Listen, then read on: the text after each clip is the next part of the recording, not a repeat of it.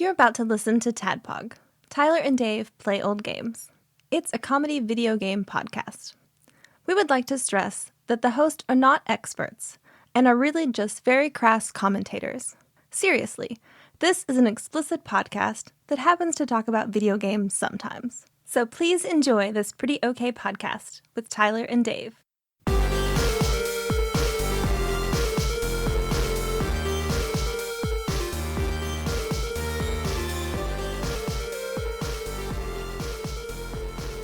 Hello, Internet, and welcome to another We're All in Different Places for Each Other's Safety recording of the TADPOG podcast.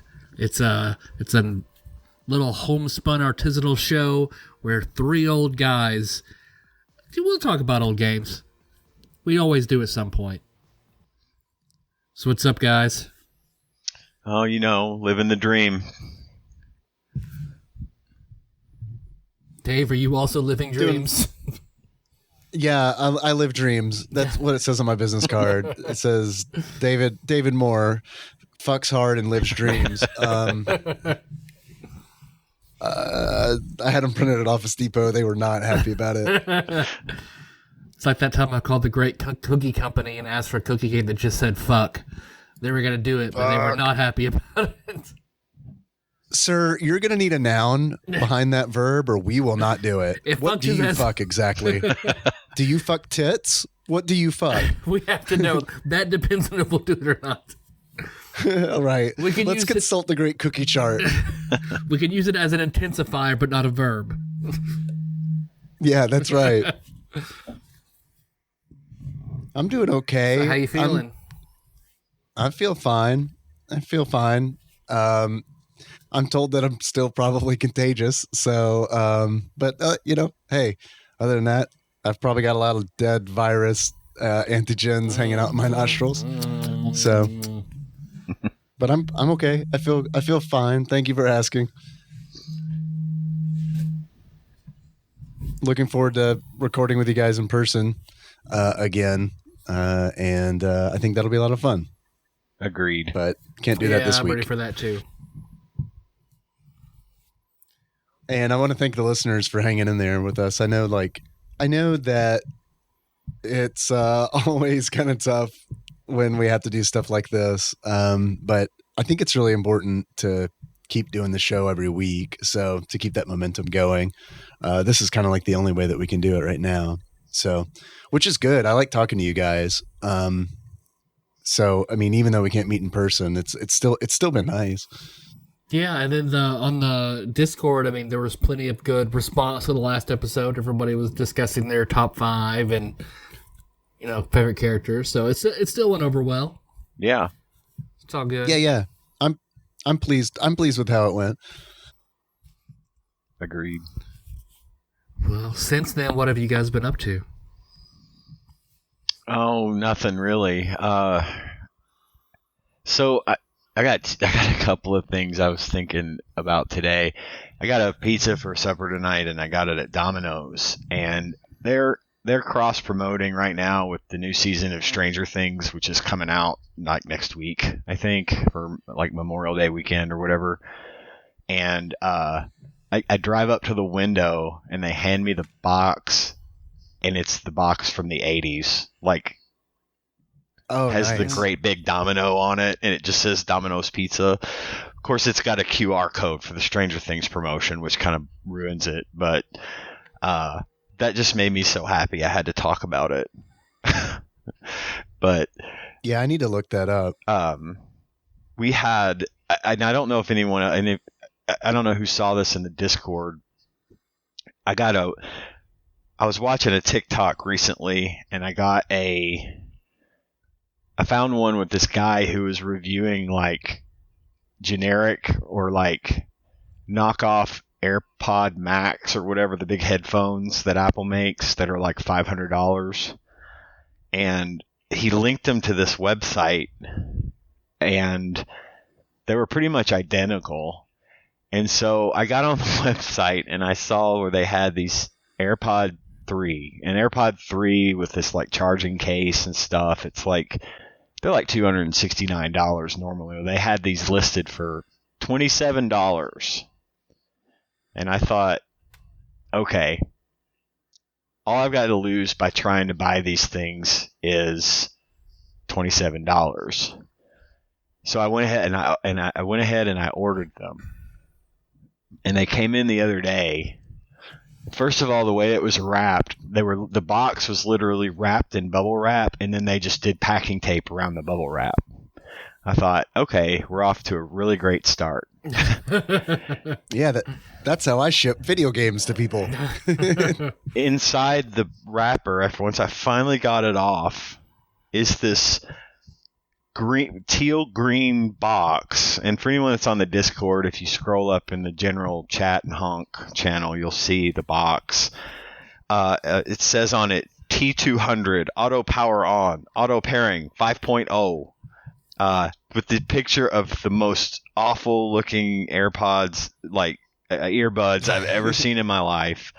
Just, there's actually a digital readout on the case showing, like, you know, the amount of battery power it has and stuff. It's just, they're awful, right? So I'm like, that's what I thought. I knew it. I open the box, and inside the box is another box.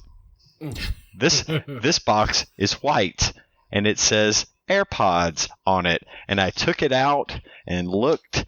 It is a pair of Apple AirPods. They're real. Like, they have serial number and everything. And they're like sealed in an Apple box the way that they would be normally. And I'm like, what the hell? Those fell off a truck somewhere. Yeah.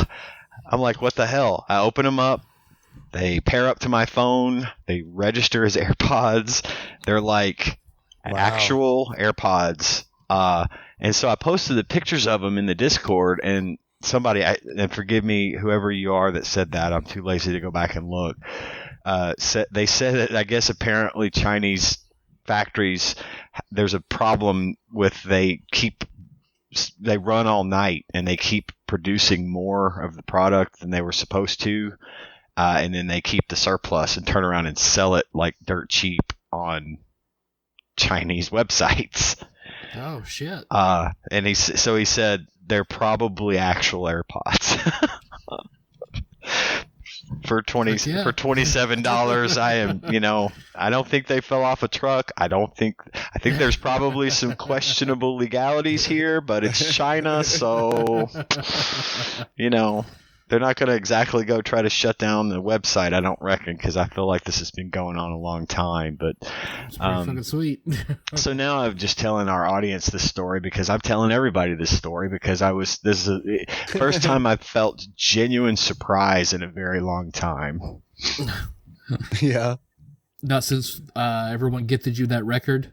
Oh, well, there's that. I forgot about that. That was more of a surprise because I didn't have a clue that it was coming. All I did for the 10 days, though, after I ordered them, was like, God, I know it's only $27, but that was stupid.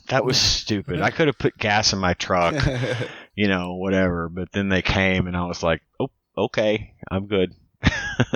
Well, the record actually was a Chinese awesome. knockoff, so. Okay. It follows the trend then. Good. They had the Foo Fighters in a warehouse out there. They re-recorded the album. It just wasn't quite exactly the same. Yeah. Yeah. Just for the record, no pun intended, that Foo Fighters album is very prominently displayed in my living room. So everybody everybody sees it, asks about it, and I get to brag how cool my friends are. I love that. No, that is. That's all I do with albums is just because I don't have a record player.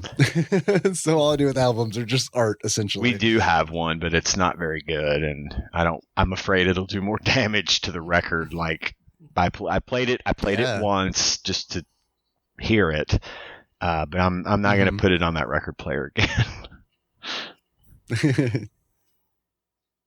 I used to have a Fisher-Price record player. I wish I had it still. I'd give it to you. I had one of those too.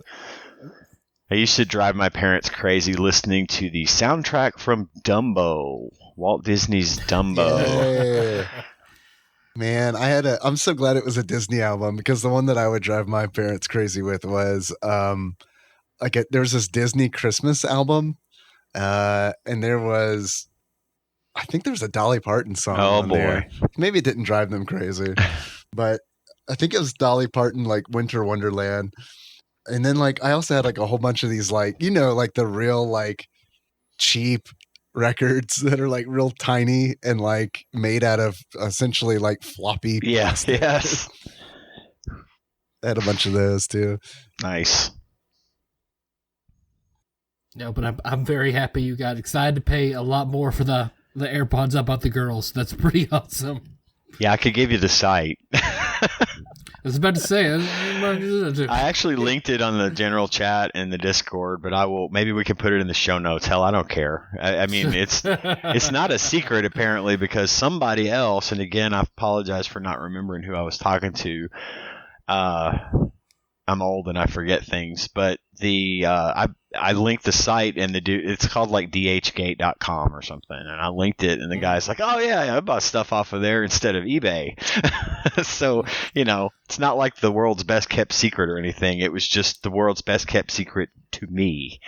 I've bought questionable R4 stuff and the RAM extenders and shit like that, and then same for Ryan buying what he had to buy, that upscaler from Turkey, so we do it. Yeah. It's good. But I'll hit you with the link, and go buy AirPods for everybody because they're cheap.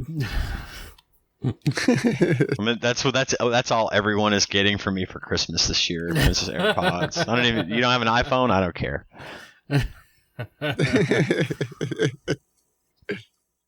What about you, Dave? What have you been up to in your room? Well, in my room, I stopped playing Rogue Legacy 2. I know we talked about that last week. Mm-hmm. So I kind of like, when I put that down and I was like, man, I got to play something else.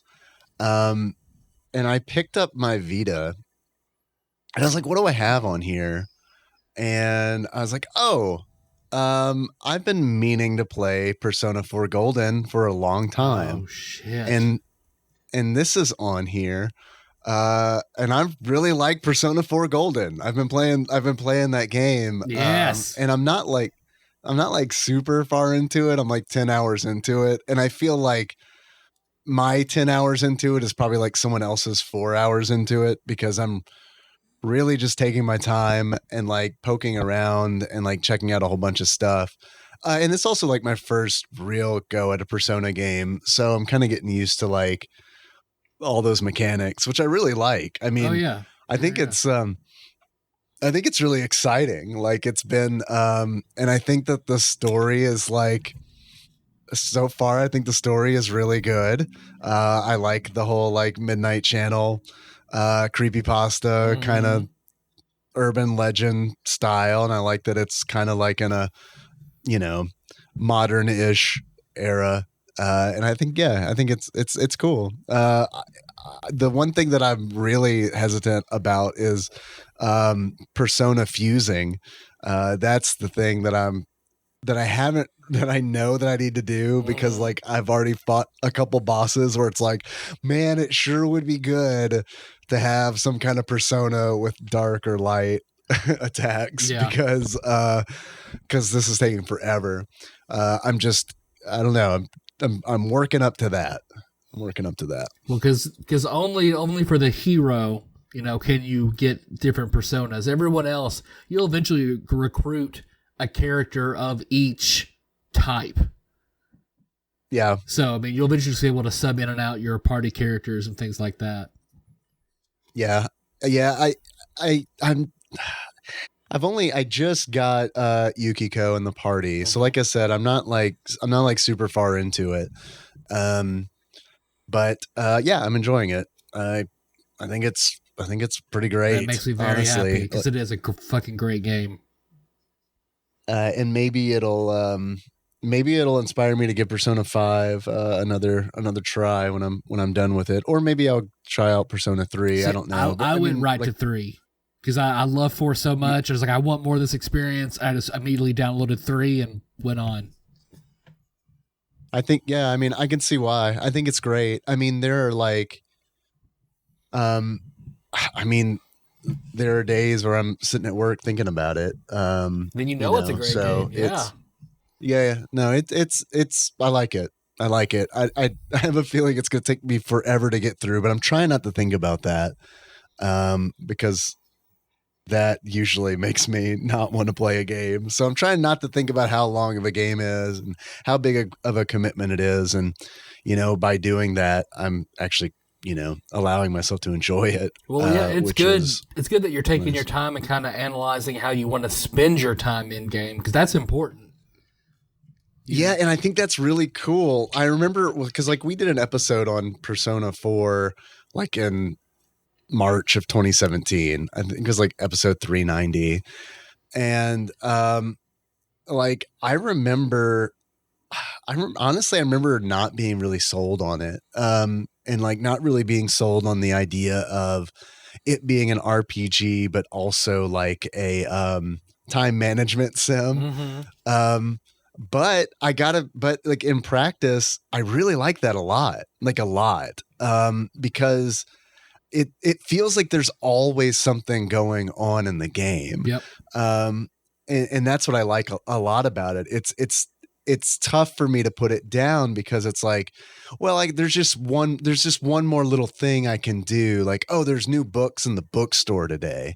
Let me go see what books are in the bookstore. And then that kind of leads to the next thing. And then all of a sudden it's I need to go rescue Yukiko or she's going to die. and the game's going to end. And I think that's neat too. I think that it's really cool that the game can end, not because all of the characters in your party have their hit points reduced to 0, but it's because you just failed to you just didn't do the thing you were supposed to do, you were, and the game's pretty fair about telling you, hey, you need to do this. Yep. Don't forget, you need to do this. So I think that's really cool. It's I like it a lot. I think so far it's been really, really enjoyable. See, I'm glad it sounds like you play it like I do, because I want to do as much side shit as I can to be as strong as I can before I go do the thing you're supposed to do. Whenever I play, that's how I do it. I think to me, that makes sense. When I played Persona 5, you can connect to the Thieves Network and you can basically pull up what did other players do on this day. Whoa, that's awesome. Yeah, so you see 18% studied at the library, 25% rescued the character, 50% train, so you can kind of see the way you and I play, Dave, is not the way most people play. Most everyone goes and does the thing immediately and then does all side shit. I get that. I mean, I get that. And, because the way I do things at work is I do the most urgent thing first. But I guess I don't do Persona like that, because I mean, at work, I feel I'm pretty competent. I can do this urgent thing without having to train for it. Mm-hmm. But yeah, in Persona, it definitely feels I got to be as strong as I possibly can be before I go and do this. And but then again, I mean, with rescuing Yukiko, I knew that I had to rescue her essentially before the fog came. And they give you and the fog comes after several days of raining. So the first day it started raining, I was I better go check this out. And I think the characters are also kind of your comrades are also hey, maybe we should I don't know, just check it out. And Yeah. I'm glad they did, because I went in there and I was oh, I have to do 8 floors of a dungeon before I can even rescue her. Yep. So it's and what's nice about that is it's knowing that early on was oh man, I'm glad I just didn't try to do this all in one sitting, because it would have been impossible. I'd have run out of resources, so it's cool. I really like it. I wish that I would have I wish I would have checked it out earlier, honestly. But no, I love that you did. I'm so excited. I'm so excited to talk to you about it when you're ready to talk about any part of it. Yeah, I mean, look, I'm down to talk about what I assume is the first 10% of the game. If you are, well, I feel like I need to get myself a PlayStation or something so I can be in on hell this. Yeah, you do. I don't think that's like strictly Sony, right? You can borrow my Vita. I haven't touched it in forever. You can borrow my Vita. It's all already digitally on there, 3 and 4. Oh, all right. I would take them up on that. I mean, I personally wouldn't because I hate borrowing hardware. But I'm not terribly fond of it myself, but maybe I will. I don't know if this will help you or not, but it looks like the Persona 4 Golden is on Steam as well. Oh, okay. But yeah, it's so good. I was checking to see if it maybe got like a Switch release or something I didn't realize, but no, it doesn't look like it. Just PlayStation 2, Vita, and Windows. But yeah, I think it's great. I mean, really, I think it's great. I hope that it continues to be great. The only thing I can really imagine kind of throwing me off is if it gets repetitive. That's the only thing I worry about. There are always enough characters and bonds and dungeons that you're always doing something different. I mean, you're good because there'll be enough like, okay, who do I want to advance this story with? And there's, but you can always look like what rewards do it. You can always prioritize, who you like the most, or look and see what you get at what levels and what relationships you want to focus on first, but. There's always. Awesome. I never found it to be repetitive. You may be doing similar things, but they're all different enough that it always felt good and fresh and exciting. And I was ready to see what I was going to do the next day. Awesome! I'm so glad to hear that. And I mean, I'm honestly like really surprised at how much I like the. You were talking about the bonds. Like I love doing that stuff, and it doesn't feel. What I expected it to feel like, I expected it to feel like a dating sim. And it really doesn't. Like a lot of times in dating sims, I don't like that it feels like you are just manipulating the other person. Do you know what I mean? Like it feels like, oh, this is what they want to hear. So I'm going to say what they want to hear. It doesn't feel like that to me in Persona because like so far it's all been very wholesome where it's like, hey, I'll help you clean up after soccer practice. And then the person's like, oh, that's very kind of you. Thank you. And then your relationship grows. And it's like, fuck yeah, this is what it's about, man. Just be fucking nice to each other. That's all you need to do. And pretty much. I mean, so far that's great. Although it's like, man, it's wild because like I'm in 2 clubs, of course. I'm in the soccer club. That's what I did. Which I chose just based on, I did the tour, right? And I just chose based on the character designs. And I was like, that guy looks stronger. I want him. So I went soccer.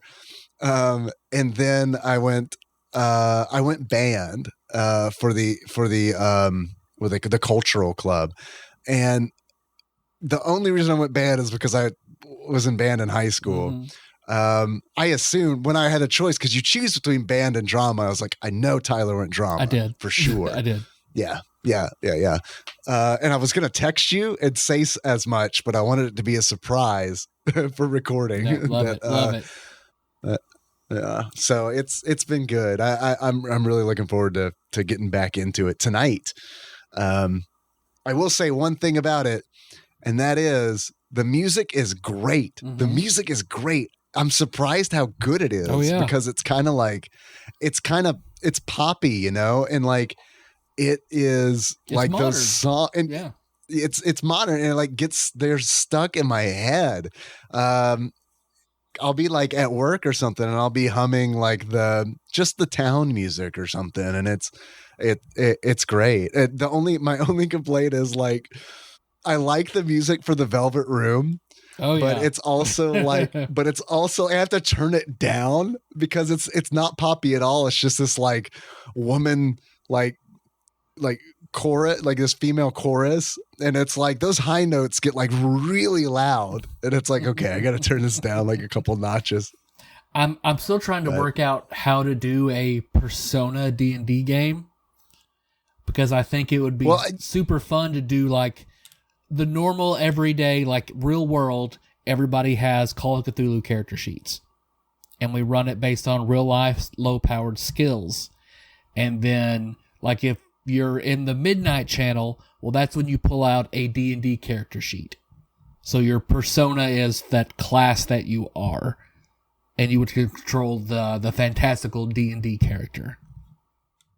I think that's cool. I'm glad that you mentioned that, because like I wanted to ask you if like some of your ideas for Subspace in the Scott Pilgrim game were based on the TV world and Persona 4, just because it's like, in Persona 4, like, and I'm probably in the other Persona games too, I don't know, but like before each character gets their persona, they have to like face a side of themselves that they don't like. And to me, that that was reminiscent to, the actual play that you're running right now. Yeah, I think it may have been like that unintentionally, because like the Scott Pilgrim canon information on Subspace it just naturally has a lot of similarities to the Persona world. Yeah.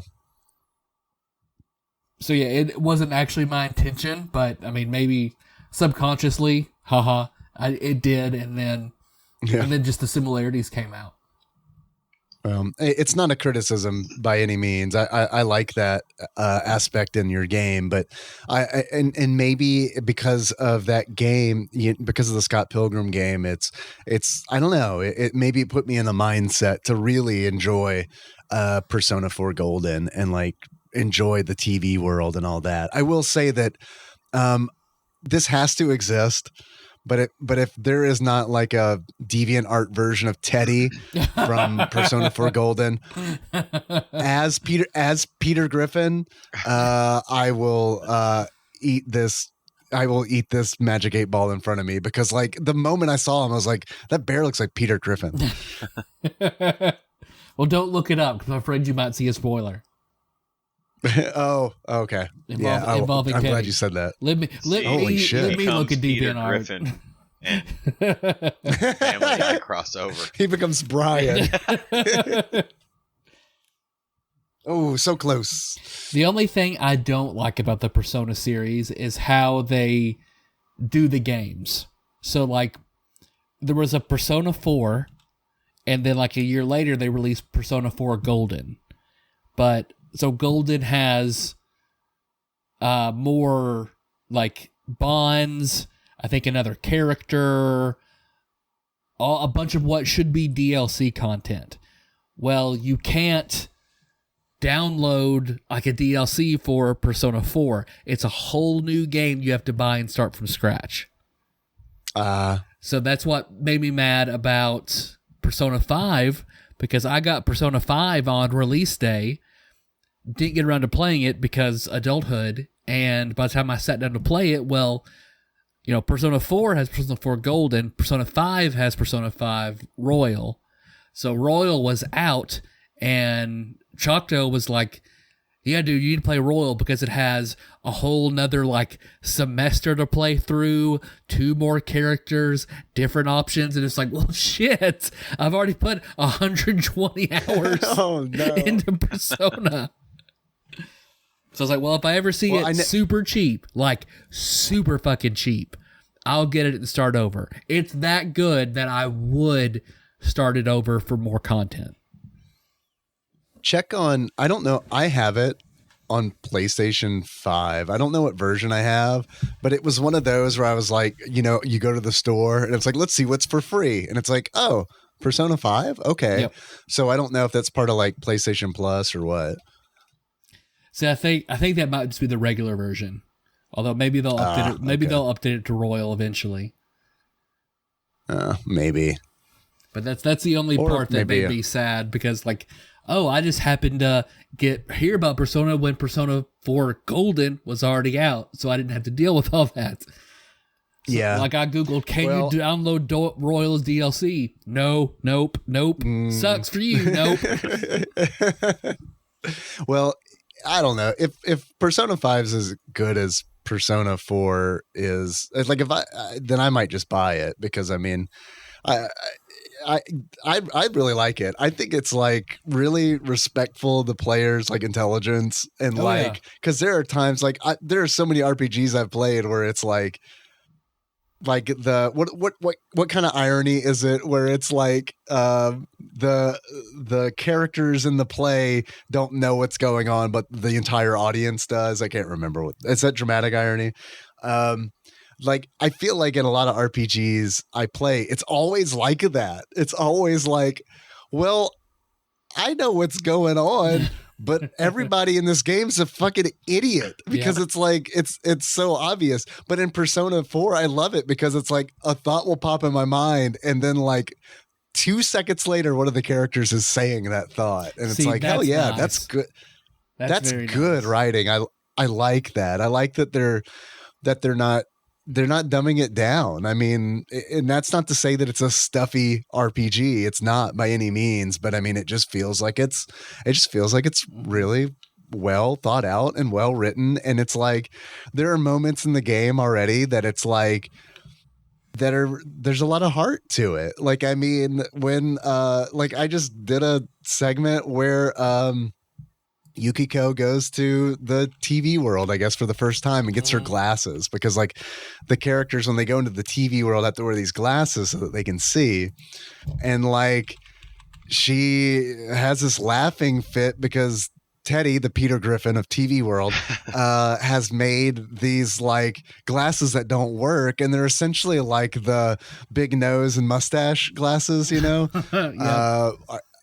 And like she's like just starts cracking up, and then like Chie wears them and she looks ridiculous, and it was just this moment where it's like, man, like they're really doing a good job of like writing this story so that the characters feel like they're actually friends, and it feels like they're actually bonding. It's not just the mechanic. It's not just you are raising the level of your investigation bond. It's like you are actually seeing these people bond, and it's like, I don't know, man, maybe I just haven't been playing the right RPGs for a long time, or maybe I've just been playing old ones for so long where stuff like this that isn't so common. But like, I don't know, to me seeing that kind of stuff was special. I really do like this game, and I thank you for introducing it to me. I mean, I'm so glad. I don't know that I would have gotten to it.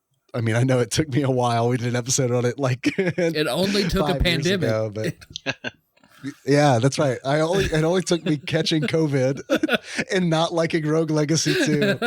I'll catch COVID before I play that game. Ah, fuck. Yep. Guess I'm playing it.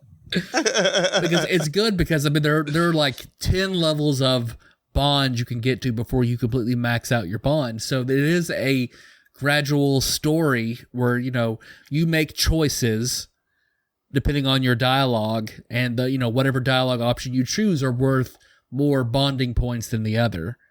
So to choose how long it takes you to get there, but it is a good story for every character solving something about themselves with the main character's help to their max bond, and then, you know, things happen with that. So no, it's great. Yeah, I love it. So far I love it. And I'm looking forward to meeting more of the characters and seeing how the character, I don't know, like how the character stories progress, and then also like the overarching like mystery, you know, like and how that all plays out. So I do vaguely recall bits and pieces from, you know, when we were talking about it on the episode about it, but I mean, not enough to, I mean, I don't know how everything's going to play out, you know. No, I think enough time has passed. Yeah. And the Persona games all sort of follow the same premise in that high school characters, other dimension, but they all tackle a problem in different ways, and whatever the alternate dimension manifests in different ways. So in Golden, it's, you know, the TV world, In 3, it's the midnight hour, to where there's actually a 25th hour in every day, but the whole world doesn't realize it's there because they all fall except unconscious. for Elon Musk. Except for Elon Musk. Elon Musk. He's the only one who has access to it. Makes sense. He's a big character in Persona 5. The Elon Musk. So, but your characters can access the world in that 25th hour. So basically you have an hour every day where you can go, but everything kind of looks the same, but it's like shadowy, except one massive tower that reaches as tall as you can see. So the whole game's alternate dimension is about climbing this tower to see what's up there.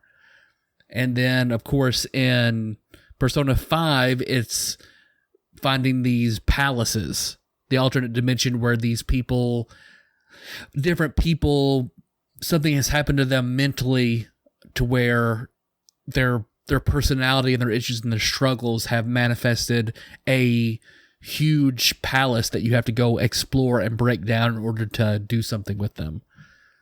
So they take a similar thread and do it creatively and differently enough that I love every Persona game I've played. 3, 4, and 5 are all so great. I hear 1 and 2 are very different games. I want to play them eventually, but man, 3, 4, and 5 are fantastic. I remember watching Lord Matt play 1 back in I think when I visited him once when I was in high school. I'd go back and play that even. I mean, just because 4 is, I don't know, maybe my love of it will run out, but I mean right now, I mean it's like, man, this rules. Like, yeah. This is great. Do you know if, and I'll also say that I love playing it on a handheld console, like on a portable console. I think that's great. I need to look to see if Persona 5 is on Switch, because like, I don't know that I want to play it. I don't know that I want to play this on a TV. You know what I mean? It was an adjustment. I get it. Yeah, I get it 100%. Because it is so nice. That's part of it, man. It's so nice to just like lie on this air mattress and play, and you just pop out the Vita, and it's like the Vita looks great. The battery life on it is fantastic. I mean, it's just like it. I don't know. I wish there was more out for the Vita. I know that's ridiculous to say in 2022. I feel like I'm echoing what you said, 5 years ago, but like, I don't know. It's a great little system. Persona 5 Strikers is on Switch, but it looked like it very nearly got a Switch release, but something happened with Atlas and Nintendo. So, man, yep. I don't know what I'm gonna do. I need to figure out a way to play it on a handheld console because I got to be honest, man. I don't think, as much as I like Persona 4, I don't think I would play it on a TV with my family around. You know what I mean? And it's not because it's inappropriate or anything. It's just because I feel like it's the kind of game that's boring unless you are the person engaging with it. Yeah, what are you doing, Dad? Cleaning up for soccer? Right. I'm making friends. I'm gardening with my little sister. Right. Are you? Oh, Dad, did you volunteer to hand make envelopes again? I did. It's raising my diligence. Henry, come here. I'm going to eat this big hamburger at this ramen shop. It's the exciting part that we all like to watch in video games. Yeah. So did you do it? Like, nope. I'll try again tomorrow. With it being on the, what are you going to do today, Dad? I don't know. Probably just read a book on how to be an expert studier. I'm staying in my room and studying. Finals are coming up, It's Golden Week. Are we going to go to Junez or not? You know that jingle, don't you? Sing it, son. Oh, yeah. It's a very popular song with my grade. Oh, so yeah, I don't know. Maybe I don't know. We'll see. That's a shame that it didn't come out. That Persona 5 didn't come out on Switch. It's a real shame. Yeah, because when I looked it up, everything saying it was this close, and it didn't happen. It's also got me like curious about the because I've never played a Shin Megami Tensei game either, and I know that had the 5 just came out on Switch, like I guess last year. Mm-hmm. And I know that is part of or I should say Persona is part of that universe. I played one of them and I really liked it, but I got to basically a soft lock to where I just was not strong enough to beat this one battle, and I'm save locked to where I just have to restart. Like I did the battle hundreds of times. Ugh. And I'm just not strong enough. I don't have the right levels and the right I forget what they're called. They're not called personas in that game, but the demons that you have. Because the one I played was everyone was in Japan with the DS being super popular, so everyone has a DS, and there was like some weird cataclysmic event where demons were all over Tokyo, but people could control them with their DSs. So you're trying to, you make friends and bonds as you try to survive and figure out what's going on. And then based on the decisions that you made, your final party and therefore ending is based on those decisions.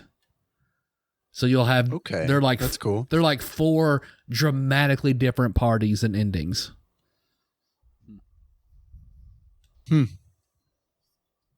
So I mean, I think I ended up buying, I own 4 and 5, but I haven't touched them. I think it's 3 that I played for DS.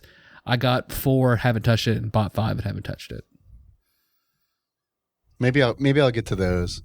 But yeah, I mean, I guess I'll get done with 4 first. Like I said, I mean, I'm like just barely I'm barely into it, but I'm just taking it slow, and it's probably just going to be a game that I play while I play other games, on the side kind of deal. Like I played Demeo last night. I don't know. Are you guys familiar with this game, Demeo? No. It's like it's like an RPG dungeon crawler, but it is like miniature based. So it's like a 4-player co-op game. I played last night with Big Dick Pie Baker, Chris Vaughn, and Slim from Discord. And Aaron, and it's this. We all played in VR. You don't have to play in VR. There's like a desktop Windows version as well. That works cross-platform. It's on the Quest store as well, and it's a cooperative adventure dungeon crawler where you each pick a class, and then those classes have abilities. It feels a lot like I don't want to. I like Hero Quest. Like Hero Quest is like the old like board game that's kind of like D&D like. To me, it feels like that a lot. And they've got like 3 adventures out currently, with like more on the way. With like 5 character classes out, with more on the way. And there's like the card element to it as well. Like instead of gaining experience points, you gain cards, and like the cards have different abilities. Like one card could be like a healing potion. Another card could be like a class ability. Like, I was playing as an assassin, and like one of the cards that I got was, called Coin Flip. And it's like you play the coin flip card, and then like a coin appears and you grab it, with your little VR hand, and then you throw it. And then like if it comes up heads, you instantly kill whatever enemy you've targeted. And if it comes up, tails, then you do 0 damage. So it's cool. I like it. I'm looking forward to playing more of it. It's a battery drain on the Oculus for sure, because like we played for like a little over 3 hours last night, and like I had to like plug my headset into the wall, because it was draining. And then eventually it was draining faster than it could charge. So I dropped. I dropped before we could finish the adventure. Well, it sounds. I mean, it sounds like, good. Yeah, it's like $30. So it's not even like a full full AAA title by any means. I'd recommend it, honestly. But I think it's important that you have people that you can play it with. It definitely feels like one of those kinds of games, because they had played previously with 3 people. And I think it might have just been that group of 3. And they mentioned that like how big of a difference it makes having a 4th person. So, but yeah, it was a lot of fun. So I need to get back in and doing some stuff with the Oculus. I really haven't since I bought it. It's just the girls have had it. But I do want to take that boxing game. I go over to play with my dad. Thrill of the fight. Yeah, he would love it. I told my dad about it, and like knowing that he would love it too. He seemed really interested in it too. Although like he was over maybe a month ago, and it was hilarious because Ring Fit was kicking his ass. And like the very beginning of Ring Fit, and I was like, dude, come on. like you look like you could do this no problem. Why can you not? And I'm like, oh yeah, you're old. I forgot. You're old. I keep forgetting that. Yeah. Whenever my dad saw that I had some gray hair, he was like, "Oh, you got gray hair now." I was like, "Do you feel old knowing that your son has gray hair?" And he just like stopped and like slowly looked over to my mom. That was a good answer. That was the right response. Because it sounds like he was trying to get a rise out of you. That was the best way to deal with that. So here's another thing, Dave. I think both of you, Ian, I think you might enjoy this too about the Persona games. That color is a big part of the franchise as a whole. So there will be, each game has a thematic color to it. And I can see, yeah. That's what the theme and the sort of the emotions that it plays into. Like, let's see, going down and looking at 4. Persona 4 is represented by yellow. It's the brightest motif they've ever had for a Persona. Although 4 is a murder mystery, it covers topics like objectification of teen idols, workplace misogyny, and what the antagonist is accused of. So it tries to be upbeat and optimistic of everything that goes on that's so dark around the character. Like 3 is blue because a lot of the themes have to do with depression and melancholy. 2 is associated with red because it plays the nostalgia. I've never played 2. But so everyone's speculating about what Persona 6 will be based on, and Atlas has said it's going to be based on green. So it's just a little interesting thing. And then if you play 4 and then go and play 3, there are 2 bridge games where the casts of 3 and 4 come together for Persona Q and Persona Q2. Oh, okay. I've heard the title Persona Q, but I didn't know exactly what that was. Are those RPGs as well, or are those different genres? It's different. I've played Persona Q, and I did really like it, but it's super different. You're not doing like the bonds and stuff like that. You get to pick your party, and you see very cool interactions between the 2 casts, but it's an Etrian Odyssey game, which I'd never played an Etrian Odyssey. So they're dungeon mapping games. So you'll have these massive first-person dungeons. So you go through in first person doing these puzzly dungeons, and when you get in a battle, then it goes to the Persona style. So then you have your cast that you pick, your party you pick from the 2 casts, and then it goes into a traditional Persona battle. Okay, cool. That sounds neat. So it was really cool to have more of those 2 parties, because I missed everyone from Persona 4 when I started playing 3. So it was awesome to see them again. Were these 3DS games? Yes. that makes sense. Because I know like Etrian Odyssey's on 3DS, and like having that second screen for a map and like a first person dungeon crawler like that is like a godsend. Yep. So I'm glad to hear that it was on on the 3DS. Yeah, because you have to make notes and routes and kind of see what you're going to do, where you're going to go, and it was super interesting. Cool. I didn't finish it. It got super difficult, and I got busy, but I did like it. Well, all of this kind of ties into something I've been reading. I started reading a guide to Japanese role-playing games by Kurt Kalata. He's the founder of Hardcore Gaming 101, and it's like a book that it's pretty recent, and it's pretty amazing. It's a huge book. It's like 650 pages, and it covers like the entire history of Japanese role-playing games from like 1982 to 2020.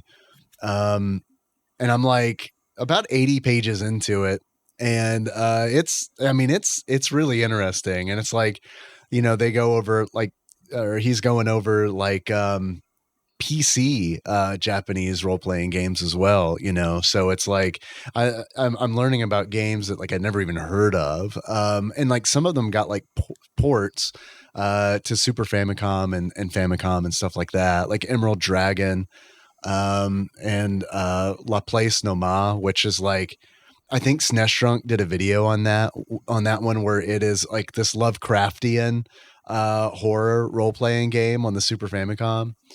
That looks really neat.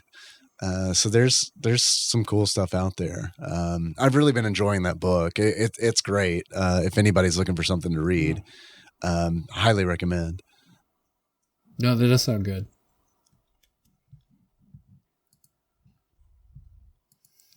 What do you guys want to do?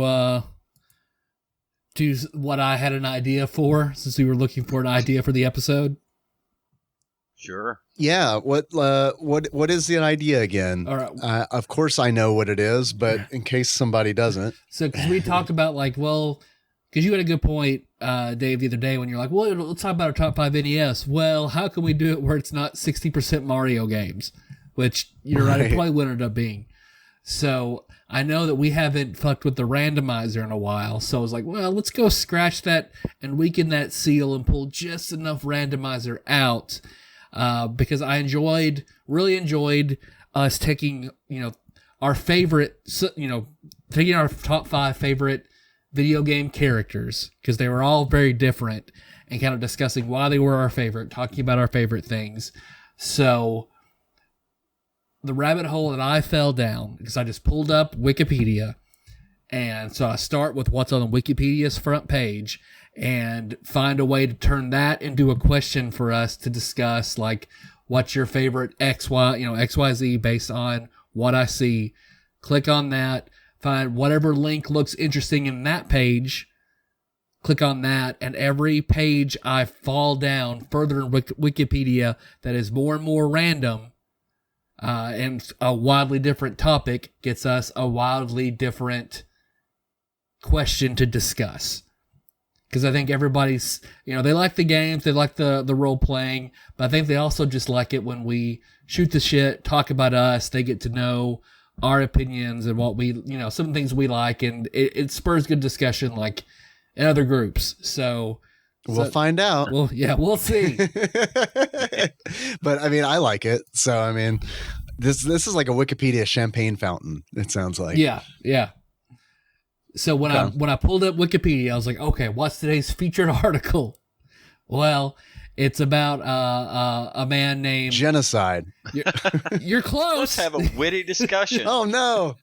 Edward Frankel. All right, guys, what's your favorite genocide? He was a German classical scholar who was assimilated into a family of Jews in Germany, and then he left in 1934 whenever there was anti-Semitic legislation. So I click on his article, and from there it's like, okay, well, most prominent thing on this that catches my attention, the Nazi Party. So all right, levity. Finally, some levity in this podcast. So what is everybody's favorite movie where the Nazis are the enemy? I got this one. I can guess what Ian's is. It's one of 3 movies. All right, what's your first guess? And then I get to say. I'll say if you're right. Raiders.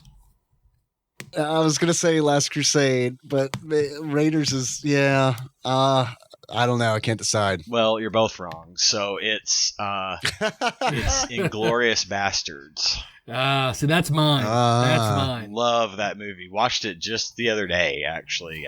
Really dig it. My favorite scene. First of all, Brad Pitt is Chef's Kiss in that movie. Lieutenant Aldo Rain. My favorite scene in the movie is the bar scene where they're in the basement. Yeah. And the dude makes I'm not going to spoil it for anyone that hasn't seen it. The dude makes a terrible mistake. He's pretending to be German. He's pretending to be a German soldier, and he's trying to play it off to this other German soldier who's actually a German soldier and is being all up in his face. And he pulls it off until he makes one fatal mistake, and the whole thing goes to shit. Great movie. And I think also just because...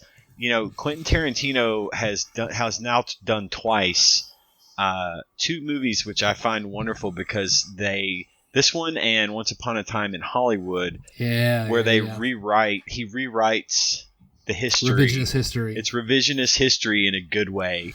The thing that Once Upon a Time in Hollywood is centered around ends differently than it does in real life, and that's what happens here. And I love it. I love the movie. I think oh my god, now I feel horrible for not remembering his name. The other guy that was in this that I love, Christoph Waltz. Brilliant in this movie. He was also in Django Unchained, which is another excellent Quentin Tarantino movie for anyone who hasn't seen it. Just all around, that's my favorite movie where the Nazis are the bad guys. I read the other day that Quentin Tarantino almost scrapped that movie because he couldn't find someone to be the villain until, on the last day when he was about to give up, Christoph Waltz came in. I almost said waltzed in. Volts. It could be like this guy. I like that. All right, the movie's on. When Volts waltzed in. Well, they couldn't have gotten someone better. I mean, really. Oh, yeah, that was kismet, as they say. Dave, what about you? I mean, I had to really think because, I can't name a lot of movies that I've watched that have Nazis in them, I guess, which is weird, right? Because it seems like there's got to be a billion of them, but none really leapt to my mind, except for Inglourious Bastards, of course, and then a few Indiana Jones movies.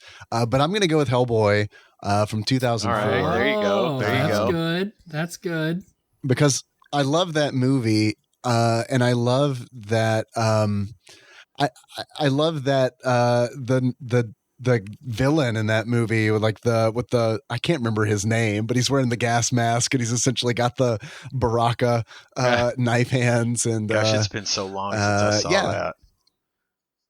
Yeah, it's been a long time since I've seen it too. I got to rewatch that. Man, so good though. You're right. And I also thought about Captain America: The First Avenger because I did really enjoy that too. That's a good example. Yes. Because it's like somehow, the Red Skulls branch off of the Nazi, the Nazi party or whatever is worse. Yeah. Hydra's even worse. Yeah, Hydra somehow manages to be worse than Hitler and the Nazis. So from the Nazi party Wikipedia, which let me hit forward so I can watch my rabbit hole. And I was scrolling through that. I was like, what stands out to me? Okay, something called the Brown House. So I click on the Brown House. And that turns out that is a big mansion in Munich that was the party headquarters for the Nazis. I was like, Well, from there, I hit Munich. Munich is known for its beer and breweries. So what is everyone's favorite beer? Well, I'm pretty easy on that front. I do have a couple. It depends on the mood, really, for me, or the season, even. My general go-to all-around, drink it pretty much anytime beer is Miller Lite. I like it the most. It's just a good everyday. It's very refreshing. It's not too heavy, that kind of thing. But on the complete opposites of that spectrum, I love Guinness. I think that's a really good dark beer, and I will tend to gravitate towards that more in the winter months. Because I'm not a beer drinker. I mean, I've tried various beers. They all just sort of taste like ashtray water to me. The only one that I tried, it was like, okay, this tastes different enough, and I don't totally hate it. I agree, is also Guinness. That's the only one I've ever had that, okay, that's different. And then I was surprised the other night, Dave, when you were hanging out, like I haven't seen Melissa have a beer probably, once in my entire life. So for her to have multiple of what you had the other day was surprising. So that must have been good. Oh, the Yingling. Yeah, that's really good too. I will go to that if I will. That is an excellent substitute for me for the Miller Lite. If for some reason I'm not feeling like Miller Lite, but Guinness is not an option for me, Yingling is the way to go for sure.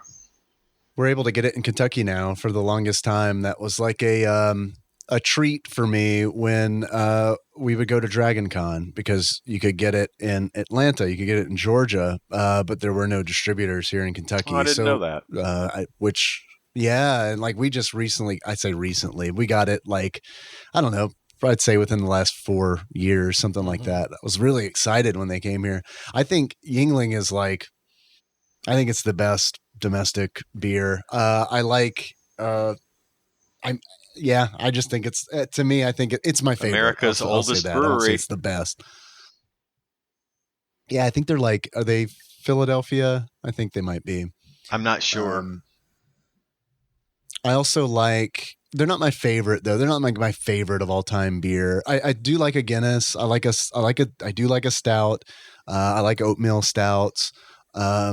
I don't like a lot of I don't like coffee stouts or any. I don't really go for any of that. I don't really like IPAs either. I'm not like a huge beer guy. I'm really not.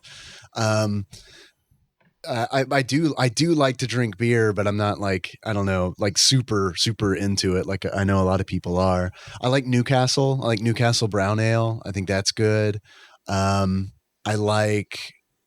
I guess my favorite might be, I love a Kolsch. I like Schlafly. Schlafly's like a local-ish brewery. And I like Schlafly's Kolsch. It's pretty rare that I'm able to find a Kolsch, so whenever I do, I kind of jump on that. We used to go to the Big Muddy Brew Fest, which is in Illinois. It's about 2 or 3 hours up from here.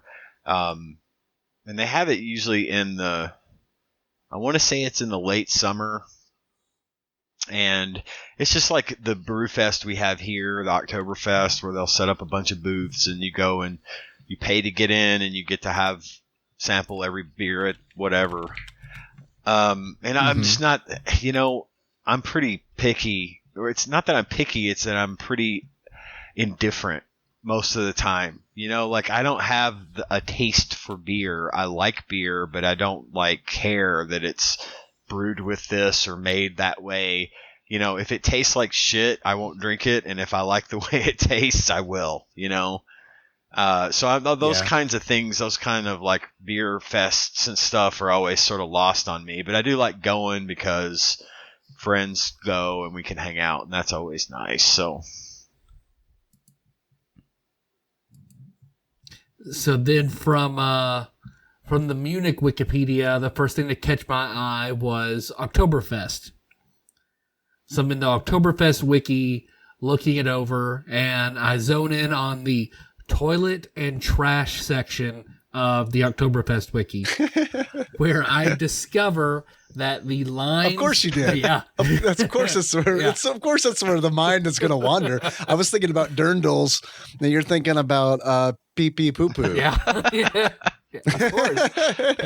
Well, the lines for the toilets for Oktoberfest were getting so long and so bad that they had to do something about it. So people were spending too much time on their phones in the toilets that were making Oh God. the lines longer. So their initial decision was to build Faraday cages around all the toilets.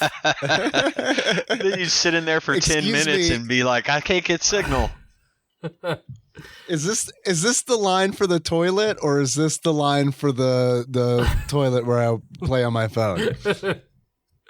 They said like a lot of people would either just want a relaxing, quiet space to be on their phone, or they would just be on there playing whatever Go game home. and then just sit there for too long. So Yeah, go home and See, do I don't that. understand that at all, Ridiculous. because my goal when there's a portable toilet that is the only option for going to the bathroom is to get the fuck out of there as fast as possible. Yeah, Those things are fucking maybe nasty. yeah.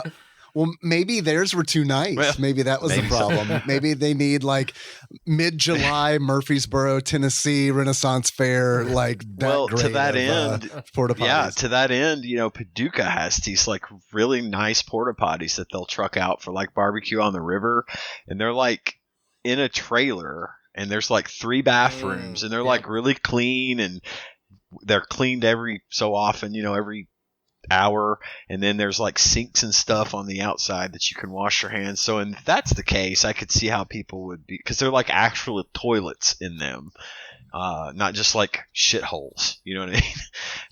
Yeah. Right. But I could see how people might, if they're like that, I could see how people might find themselves spending too much time in there and making people wait. So because the Faraday cages turned out to be too expensive, and the cell phone jammers were illegal, so what they would do is pipe even louder music into the bathrooms. To make it uncomfortable. Yep. So that worked. So then that made me ask, what is your toilet phone activity? For me, it's either I'm watching like Netflix or something, or scrolling through Reddit. Dave? I usually study Japanese on the toilet. That's like a really good, like, Oh, okay. nice little quiet time. So I still do that. I poop daily, so I also study Japanese daily. That's pretty good. Are you using Duolingo for that? I can. Well, I'm using a bunch of stuff. I can get into that. I can get into it if you Well, want. I had done I'm some using research on it and found that people say that Duolingo's not great because it doesn't focus enough on speaking, and then you've got Rocket Japanese and Japanese Pod, but they're real expensive. And I was just curious what you were doing with that. So, my philosophy is that I don't want to learn from one single source, because I feel like there's no one perfect source. I also try to keep realistic expectations of what I can actually learn on my own. So I'm like a year in, like I just hit a year of studying, and I do it every day. I try to do at least 20 minutes a day, sometimes an hour. There have been times like during lockdown and all that, when I was working from home, I should say, where I would study even more than that. But I guess my point is I'm not as far along as I would like to be after a year under my belt, but I'm still doing it. It's and that's all that really matters. Yeah, no, absolutely. And yeah, I'm still enjoying it, and it's it's a thing. I don't know if I ever told you guys why I started doing it. Henry started to have in kindergarten he would have to do homework, and part of his homework was he would have to learn sight words. So I told him that I would learn some sight words too, but since I already know English, that I would learn them in a language that I don't know. And, you know, I watch anime and I play Japanese video games. And honestly, like one of my big goals through like learning the language is I want to be able to play some old Japanese retro video games, and I want to be able to read it. I want to be able to read the game, or at least get the gist of the game, and play stuff that I normally wouldn't be able to play. Are you focusing more on the reading, or are you learning to trying to learn to understand and speak, or a little bit of everything? I'm trying to a little bit of everything, but a focus on reading. So I am using Duolingo. I'm also using a site called Wanikani for kanji. I'm using that to study kanji. I learned hiragana and katakana on a site called Tofugo. And Tofugo is like you can learn hiragana and katakana for free. They've got these like really good mnemonic devices. And then I've got there are like free like flashcard apps that you can download for hiragana and katakana. And I've used those like when I was flying to Vegas and didn't have like phone service. I just did like, just for giggles, I just did katakana and hiragana flashcards for an hour. I mean, and then I use Boon Pro for grammar, and Boon Pro is really cool because it kind of aggregates a lot of different sources. So it'll ask you if you want to learn through textbooks or if you want to learn through like online resources. And I thought about going the textbook route, but like the problem with like a lot of the textbooks is that they really are made for like a classroom setting and requires a teacher to like, you know, check work and stuff like that. And it's like, I don't think that's going to work for me. So I went the online route, and they do like, there's like Taikim is a site online that has like a lot of Japanese grammar stuff. There's a lot of like really good Japanese YouTube channels. Japanese Ammo with Misa is really good. Dogen is really good for like pronunciation and stuff like that.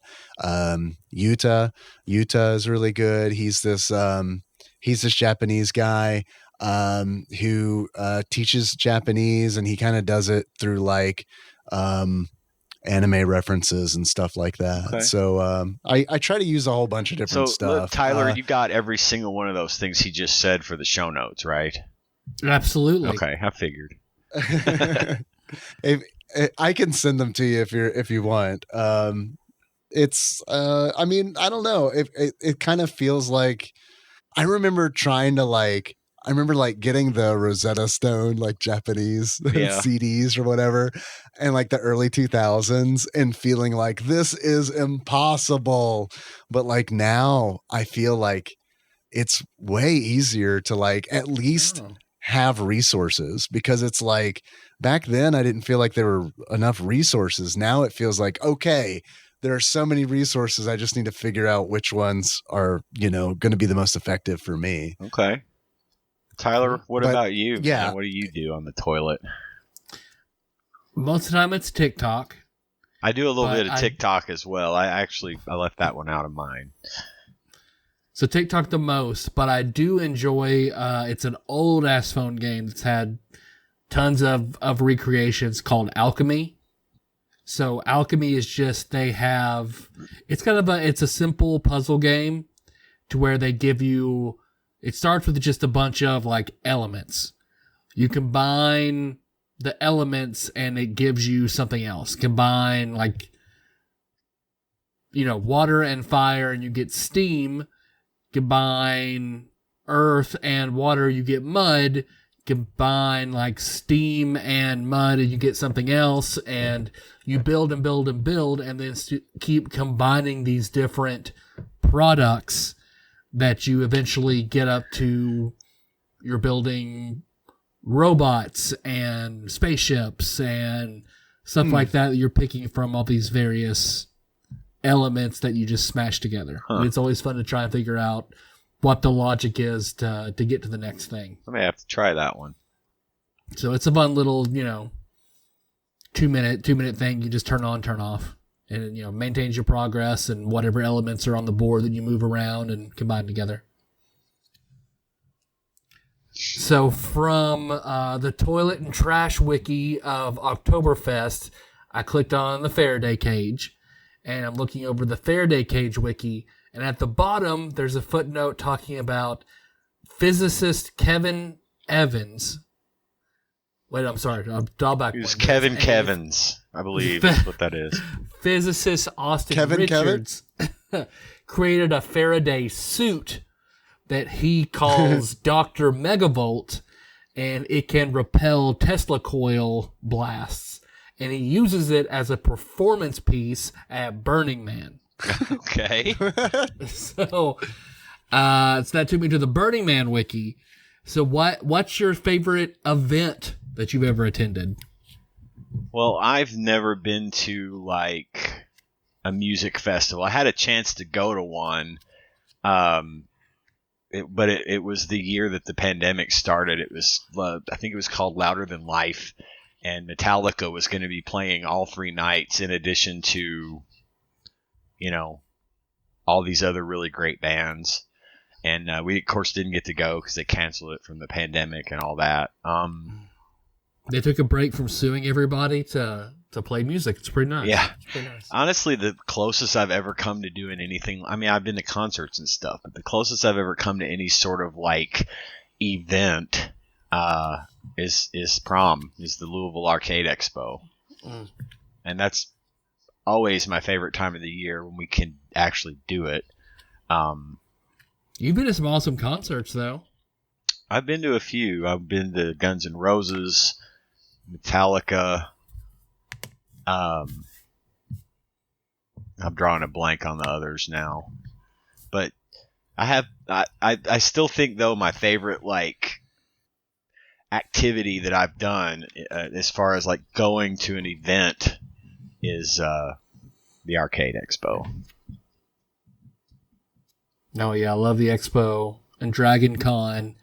I loved seeing the Comedians of Comedy back when they came out. Seeing Patton Oswalt and Brian Posehn and Maria Bamford. I love that I got to see Mitch Hedberg before he died. Seeing Nice. Mitch Hedberg at Zanies, because Dave and I did that. Oh, That's yeah, always yeah. going to be a favorite thing forever. Yeah.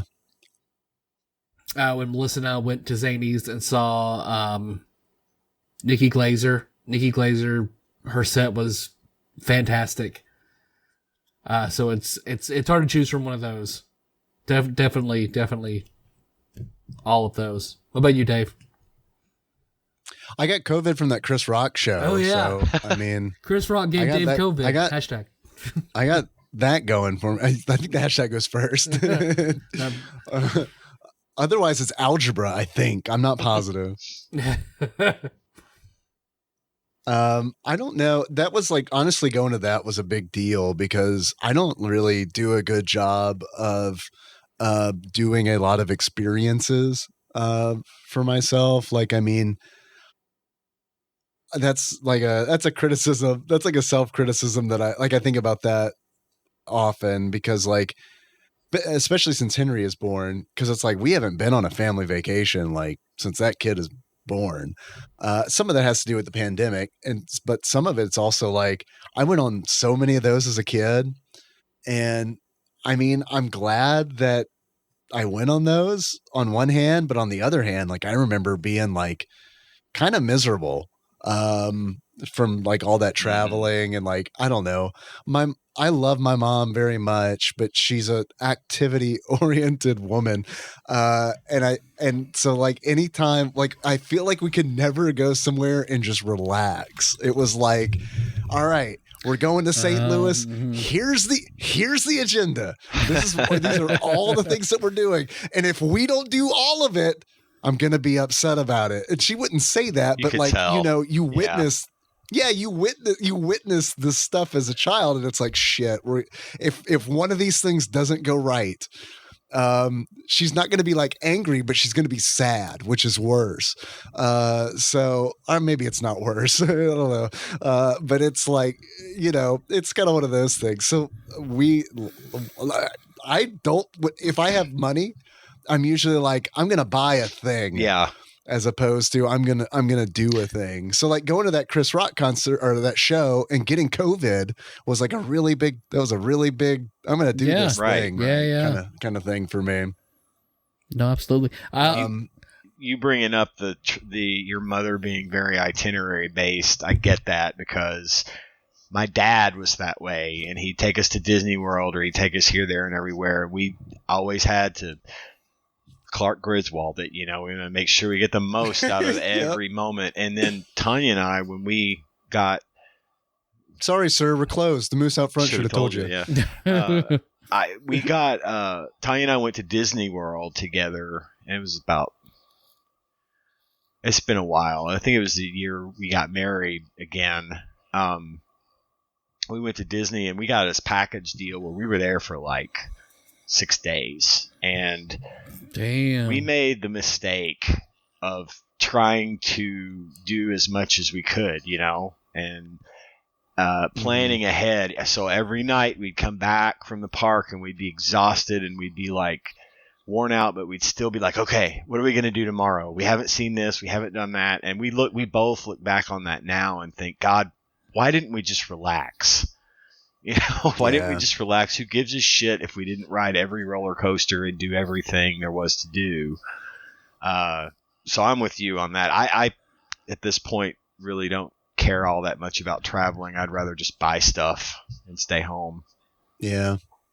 Well, like you talking, like you mentioning that just reminds me that like a lot of times when we go to Dragon Con, Nikki would feel like she would kind of get like a little bit of flack because like she would sleep in a lot and like, oh yeah, absolutely. Just like, and like not go to a lot of things and just like go, like just kind of chill and hang out. And it's like that not everybody Dragon Con's the same way. Mm-hmm. You know what I mean? Like there are a lot of people who are like, I'm going to cosplay. I'm going to this panel. I'm going to, this and this and this. And it's like, everybody's different. And especially like for us, like at my last job, like I got very little vacation time.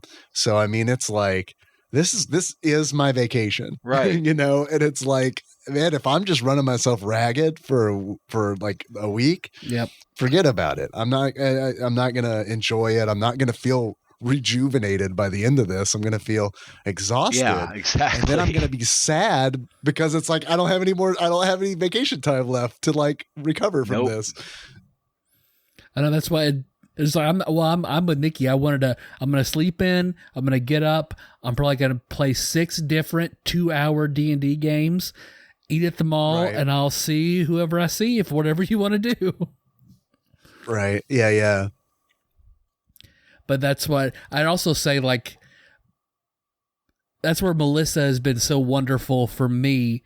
Because one, I love whenever we can still do it, our annual anniversary theme park trip where we'll go just her and I to a theme park, and it's usually close enough to Halloween that it'll be, pay extra to do the Halloween theme stuff in the evening. That's always an amazing, day or two of the year that we can try and do. But she likes doing the experience things. Me growing up, that was not my parents' MO. At all. My parents are both 100% homebodies. So getting out to ever do anything was a super rarity. Like, well, that makes me feel better because like you've turned out pretty great. And it's like, that gives me hope that like, we're not like, I got to be quiet because he might be listening, but it gives me hope that we're not totally screwing Henry up by like being homebodies. Well, it just made me not like that whole, like, going out and doing things just wasn't a part of my brain. So like to the point that like Melissa's like, let's take the kids to the park. And I was like, the park, is that really a thing? Is that a thing people do? Yeah. There are parks we go to and they play on the thing. Okay. I never did that as a kid. There was a Noble Park. That was just a thing that I just thought that was the thing we might do later, maybe. Yeah.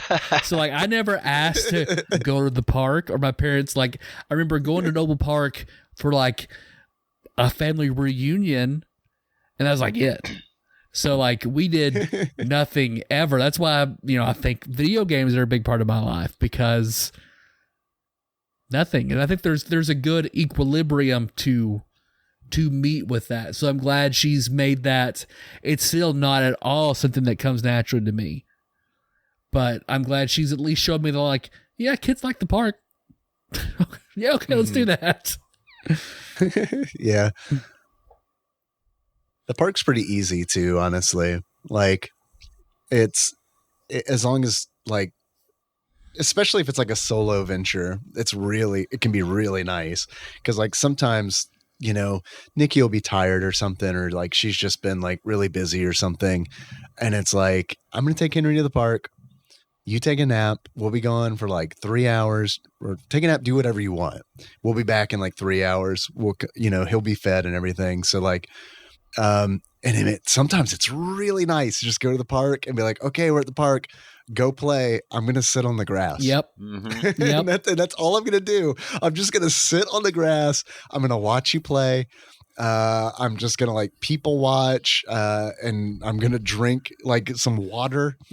I'm going to drink out this brown paper bag while you run around. You get real tired. Right. I'll feed you a cheeseburger. You go to bed. I'm going to fuck your mom. It's a good day. Yeah. You actually nailed it, except for the brown paper bag. The police can arrest me,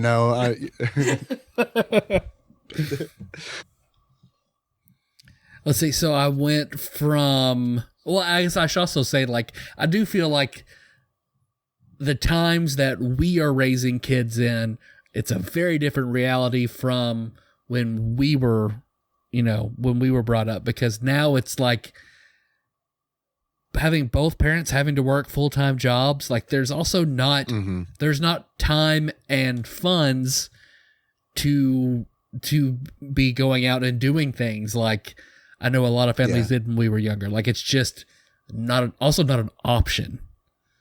Yeah, you're right. I mean, it's wild. And it, like, honestly, like, I struggle with this like a lot. I think about this a lot, but it's like Nikki and I go to work in the morning.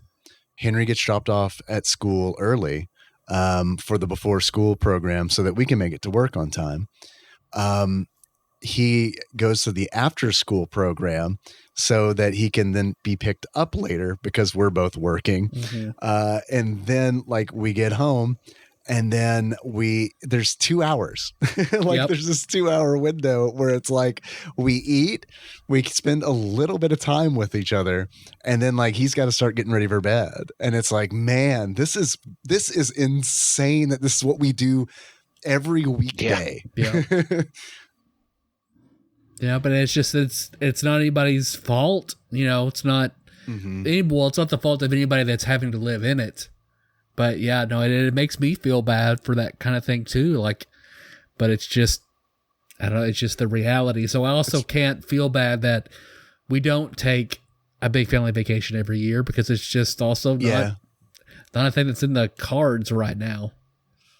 You're just doing what you can do. Yep. I get that. But you're right, man. It is so weird. Cause like, I remember being a kid and like coming home and feeling like, wow, I have like hours before bed, like I literally have like 5 hours before I even need to like think about getting in bed. Yep, get off the bus. I guess we're fortunate. Get off the bus, run in. Mom's there. She doesn't work. So she's got my Squeeze It and some bagel bites, and I eat that. I watch Wienerville, and then I play Mega Man X for a little while, and then, Dad comes home. I make him watch Are You Afraid of the Dark with me. He gets mad I'm watching this, says I can't watch it anymore, and I go to bed.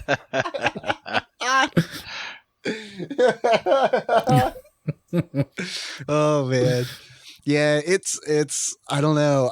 But on the other hand, I think it's really like we're really fortunate that there are like school programs and stuff, and like I feel like they're good programs too, and I feel like Henry goes to a good school, and like so I mean all of that helps, you know, and it's like he's probably, I mean, he might not be getting as much family time as I feel like he that I would like to provide him, but like at I don't know, but then again, like I would come home and just like you said, I would watch TV and eat fruit snacks, and like it's not like I was like bonding with my parents. Yep. You know, it was very much like, okay, I'm gonna watch Nickelodeon until Head of the Class comes on, and then I'm gonna watch that. And so, It's like even then, Dad's like, let's go out in this hot field and fish and bond. It's like, how about Weederville and Kool-Aid, Dad? Why don't you watch Weederville with me? We won't have to pick ticks off our legs after an hour of Weederville. Not yet. Wait till Wienerville 2.0. That's when the ticks come in. Let's see. So I went from the Burning Man wiki to it was talking about how it was conceived, and artist Kevin Evans wanted to burn an effigy at Burning Man. He called Burning Man a Dadaist contemporary autonomous zone. So that led me to the Dadaist wiki. Mm-hmm. So being there, and you guys both being graphic design people, what's your favorite art movement or type of art? For me, Impressionist, Van Gogh, you know, that kind of stuff. That was always my favorite time period. And if I had my wits about me, I could probably come up with a lot more examples of that. But I've been wanting to go. They have this like 3D virtual Van Gogh museum thing that they've been rolling through the country, and it's like this. Oh, Bliss and the girls went. They fucking loved it. Okay, see, we were gonna go, and we noped out at the last moment on the same concept of, well, we shouldn't spend that money. We could go buy stuff instead. But I wanted to go see that real bad because it's like this immersive thing where you're essentially inside Van Gogh's paintings and stuff. And yeah, but to answer your question, that's my favorite time period. Dave?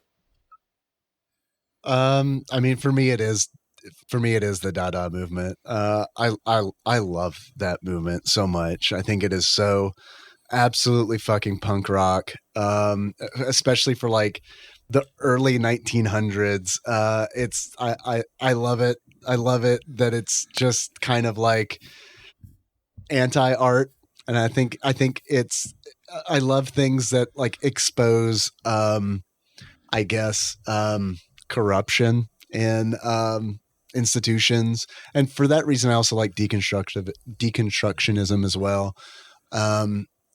But like in Dadaism, I love that it is like we're just making art, sometimes just to be weird and make people mad. Well, and that was the whole thing. Like, we were in my art history classes. They taught us that, you know, the whole point behind that was to kind of insult and offend, because it's like the whole idea of I could put a turd on a pedestal and it would be considered art, you know?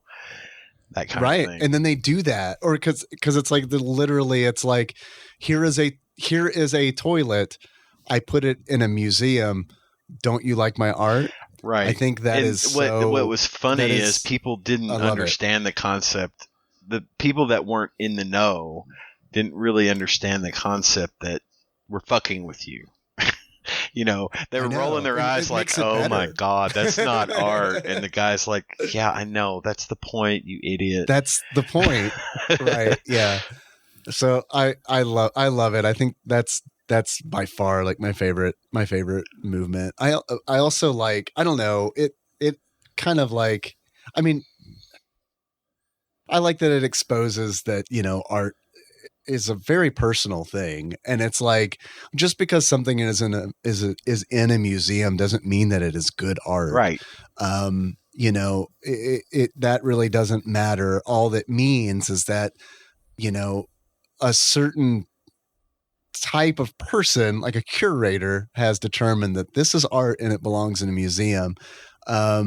I think that's to me, like, that's my favorite thing about that movement, is that it's like, I don't know, it just exposes that, and that art's a very personal thing, and everybody has different tastes, and just because it doesn't kind of conform one way or another doesn't mean that it's necessarily good or bad. I mean, I love that. Yeah, movement. I have like a particular. I do like the art, and I don't know if it has a specific sort of classification, but like the art from the 50s, like the 40s and the 50s, especially. I wrote my art history. We had to write and like, I want to say an essay, but our final paper in art history in my college class, and it was like the last thing I had to complete before I graduated, was this paper, and I wrote mine on a painting by Edward Hopper called Nighthawks, which is the famous painting of this scene outside the diner at night, and you could see the guy in the fedora sitting at the counter, and the woman in the red dress, and that has always been one of my favorite paintings, because of one of my favorite, like, time to be out and about, especially in a big city, is at night. The air's cooler. It's dark, but there's light coming from all around, from the buildings and from the windows and stuff like that. And I feel like that could have been something I would have painted had I seen it, just because that painting captures that moment for me really perfectly. And all that art, and like even the stuff that's like the pinup calendars, and the old, especially in like advertisements from the 40s and the 50s, I love looking at the art for those old ads and those old labels and old commercials and magazine ads and stuff. That kind of stuff is really, really cool to me as well. Yeah, for sure. All of that, like American modern art, I think is really interesting. Nighthawks in particular, of course, it's like super, super famous. And like, I also, like, when I was in Vegas, I really wanted to go to Omega Mart. Oh God, yes. I want to go there so yes. fucking bad. I didn't know about it until Zalnot mentioned it on Discord. My God, and that's like, so cool. I looked into it and I was like, oh God, I want to go. But the problem was that I was really tired. And like, so it kind of boiled down to like, I can do one thing. I can like go get COVID at a Chris Rock show, or I can go to Omega Mart. And the Coliseum I can literally walk to that, but I'm going to have to, like, there are logistics in going to Omega Mart. Yeah. So I wish that I would have made, I don't know. It was impossible for me to make time to go do it, but I wish it would have been possible for me to go. Yeah, if we ever go back to Vegas, I'm definitely going there, because I keep seeing it on TikTok, and I'm just like, oh my God, I need to see this in person. So a few things I want Tyler? a few things I want to say. First thing, so it's in Dave, I think this year, since you and I met when I was 18, so this year is like our 20th year of friendship. In the 20 years, happy friendship anniversary. in the 20 years that we have been friends, I think the biggest sort of puzzle piece that clicked into place for me getting to know you was when you told me about the Dadaism being your favorite art movement, and you telling me about that and me looking up and learning about it. That is when, like, understanding, like, your sense of humor clicked with me. Then I get it. So like I can see that. Sort of the your love for the for absurdity and contradictory ideas and all that. Like, okay, all right, I get it. I get it now. And I feel like that also helped the show in that, you know, I know how to build our humor together once you told me that. So that's always been a forefront, core memory for me is whatever us talking about that. The other, and I'm not a formal art person like both of you guys, so I may not even be answering my own questions correctly. But when it comes to just like art style and things, I knew what I liked for most of my life, but I had no idea how to quantify it. I would just see some expression of it, be like, oh, I love that. I don't know what it's called. I don't know how to find more, but that's awesome. I want more of that. I want to have a house with stuff like that in it. See, no idea what it was. That to me is hentai. It's pure. Because the fact that, you know, the different art periods exist and we study them and that we can classify and quantify and do all that is fine, and it's all well and good, and I realize it's inevitable. But at the end of the day, what really matters is when you look at something, if it evokes an emotion that makes you feel good, or if you want to see this and it makes you sad but you're okay with that, that's good. And it doesn't really matter what it is or where it came from or who did it, unless you're interested in knowing more. Otherwise, if you look at a thing and you say, this is beautiful, I love this, I don't know why I like it, but I like it. That's all that matters, and that's what it should be. You know, you shouldn't like something, and again, that's goes right up the alley of Dadaism. It's if you like it, that's okay, but you don't have to like it just because it's called art. You know, we went to the Louvre and made through as much of it as we can. The Louvre is bigger than you can imagine. If you haven't been there, it's like you can't. They say if you stopped and looked at each piece of art for 1 minute, you'd be in there for 6 months. But there's some garbage. Damn. There's some garbage hanging in the Louvre. Some stuff I see that it's like, I get it, but it's ugly. Or why was this such a huge deal? And you know, in some cases, there's a very interesting story behind it, but more often than not, I was just like, and moved on. You know, the Mona Lisa, don't really get it. It's about the size of a 24-inch television, you know, and it's behind this like 6-inch plexiglass. I understand its importance because I've studied it in art school, but I really don't care for it. I don't think it's this thing that I love looking at. I have to look at it and say, well, that's important, and that's about all I can say about it, you know. So the fact that you can look at something and say, I love it, I don't know why, but I love it, that's totally fine, and I love that about you. I love that that's not something that, you know, that you were ever trained to think about. Because even before my father was into it all, and that's why I went the track that I did, because of his love for art. And not to shit on his knowledge of it or his particular appreciation for it, but I would rather have been in a situation where I could go, man, I like that. And not have to try to understand why it is what it is or why I like it. You know, when the artist tries to, or someone else, I shouldn't say the artist, but when someone else tries to tell you why you should like this, that's where it loses its value to me. Yeah. Well, see, what finally slapped a label and kind of made a big cohesive moment for me when it's like, oh, this is what I've loved this whole time. And why it's still a big deal to me is BioShock. Mm-hmm. Playing through BioShock and realizing, like, Art Deco, that's what I love. Art Deco is wonderful. What I fucking love. It's wonderful. So that's, I mean, part of the reason I want to play Rogue Legacy, too, I'm loving Rogue Legacy, but I stopped.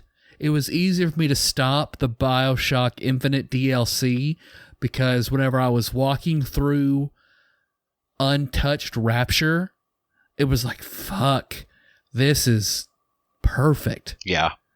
I love how all this looks so much. This is all those moments where I would just see something in passing, or, this is the style that I love. And I don't really want to light it on fire like I imagine I'm going to have to in this game. So I'll take a pause on this and play Rogue Legacy and just come back here and walk around Rapture, because this is great. I love it. And another, just because you talked about that one, the diner painting, a piece that I've always really liked, and I don't know why, is that one.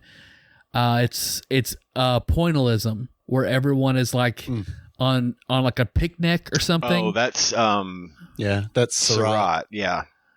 Oh, I love that. And I remember I do pointillism pictures in my art classes in high school, because I just always thought that was very cool. That falls under the Impressionist genre, and the painting that you're referring to is Sunday afternoon on the island of Le Grand Jatte.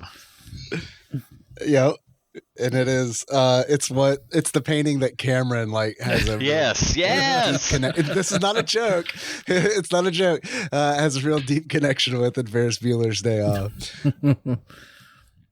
No, because for some reason I was always drawn to that and drawn to the pointillism style. I just thought it was very cool. So yeah, Art Deco and pointillism. It's great when you think about that in Clueless, when she says it's like a Monet. She's really beautiful from afar, but close up she's kind of a mess. It's kind of the same deal.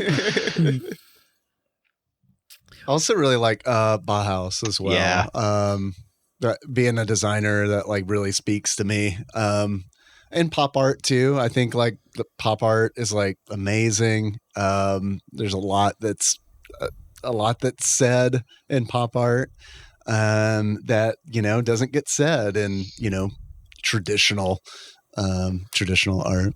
And then going back to Dadaism, and Tyler, when you were talking about comedy and stuff, Andy Kaufman is a total Dadaist. Oh yeah. I mean, everything about him is his comedic sensibilities of just inserting himself for the sake of being strange and or offensive. That is that's Dadaism to a point.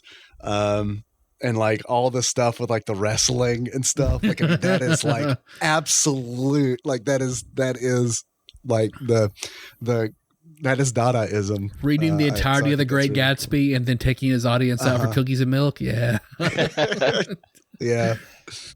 Yeah. Mighty Mouse. I mean, that is I don't know, man. It's just, that's good shit. Well, and another thing too, I wanted to comment on before we moved on, and it seems it's kind of, I think, overlooked whenever you talk about, when you get into a discussion about different periods of art and how important it was and everything. Really what I love to do from time to time is go back and look at caveman paintings. Because they're so cool. And I picture them, there's always animals, and there's always, hunters, and it's telling the story of this and warning of that. And I find myself imagining, that caveman with his torch, or he's built a little fire and he's just drawing with charred sticks. And some of these pictures are really cool. They're really beautiful to look at, and some of them are pretty accurate as far as the shapes and stuff of the animals, and you can look at it and say, I know what that is, and I just think it's neat that before we had a written language, we were drawing pictures. And that's why I think this kind of stuff speaks to people on such a levels, because at the end of the day, we understand pictures probably more. We can relate to that more than we can the written word in a lot of ways. So I think that's just really neat. Yeah. I mean, it's universal in a way, I mean, obviously cultural context and historical context will, change how you perceive something. Sure. But I mean, at the end of the day, I mean, a red square is a red square, you know, Right. like there's something about it that is just intrinsically more understandable than language. Whenever there was one line in the Dadaist wiki. They expressed their rejection of that ideology and artistic expression that appeared to reject logic and embrace chaos and irrationality. And chaos was a blue URL. So then we went from that to the chaos wiki. The Final Fantasy villain? Well, it went then into randomness. So it would have been nice if it were the Final Fantasy villain. But so for randomness, we're here to kill chaos. We could take it back to the podcast a little bit. Like, what is your favorite and most hated thing the randomizer has given us? And then I also had what was an extremely random event in your life? I'm gonna have to think on that one for a minute. Yeah. I mean, Street Hockey 94. Yep. Being the worst Super Nintendo game that I've played so far, I'd say that's probably my most hated. But like, what's tough is like, I don't know, like there's so many like pleasant surprises that the randomizer has given us on the show. Like, I feel like Prince of Persia even like was way better than I thought it would be. Like, you know, a port of Prince of Persia on the Super Nintendo. I wouldn't think that would be very good. And you guys would probably agree with that statement, but like I was pretty pleased with that. I was like, that's like, whenever we get something like that, it's like, okay, all right, okay. No, I'm with you there. But I agree, Street Hockey being the worst. My favorite, because I don't think it gave us Metal Warrior or the Falcon's Revenge. Because God, those Super Scope games. I don't have as much to pull from as you guys do, and I have a very bad memory. Wild Guns. Yeah, Wild Guns. That's my most favorite thing they've given us. I don't know that was Randomizer, though. I think that was the Nintendo Switch Online. Oh, yes. It was. But we did those in random order, right? So maybe that counts. Semi-randomized them. We randomized them. Yeah. A little randomizer. Yeah, Wild Guns. That's a treat. I'd have to go with that one, too. I had a lot of fun with that one. What was the one with the fire? You were a firefighter. Ignition Factor. Ignition Factor was a pleasant surprise for me. I really got into that one. Mm-hmm. Even though I sucked balls at it, I really liked it. Yeah, it was a good one. The follow-up to that was like, what is the most random thing what is that's a happened? random thing that's happened to you that blew your mind that it happened to you? Oh, what's your definition of random? Something. Isn't it all random, man? Well, something that may have happened directly by chance. I've got a kind of a weird one. I remember this fondly because nothing like this. I've always been very linear as far as like how I've lived my life. You go to school, you get a girlfriend, you get married, that kind of thing. And this is there was this period of time shortly. I want to say it was the summer of my junior year in high school. And I didn't have a girlfriend for like the first time in forever. And I took this job stocking shelves at a store that had opened, like a big box store that had opened. It's no longer here, and I can't remember the name of the store for the life of me, but they had openings for people to come in and work the midnight shift for like a week, stocking shelves to get ready to open the store. And so I took this job just to make a little extra money and went and did the thing, and I met this girl there named Amber, and I will never forget Amber. And we just immediately we were friendly to one another, and then like the day the first day we went to, after the shift was over, it was like 5 a.m.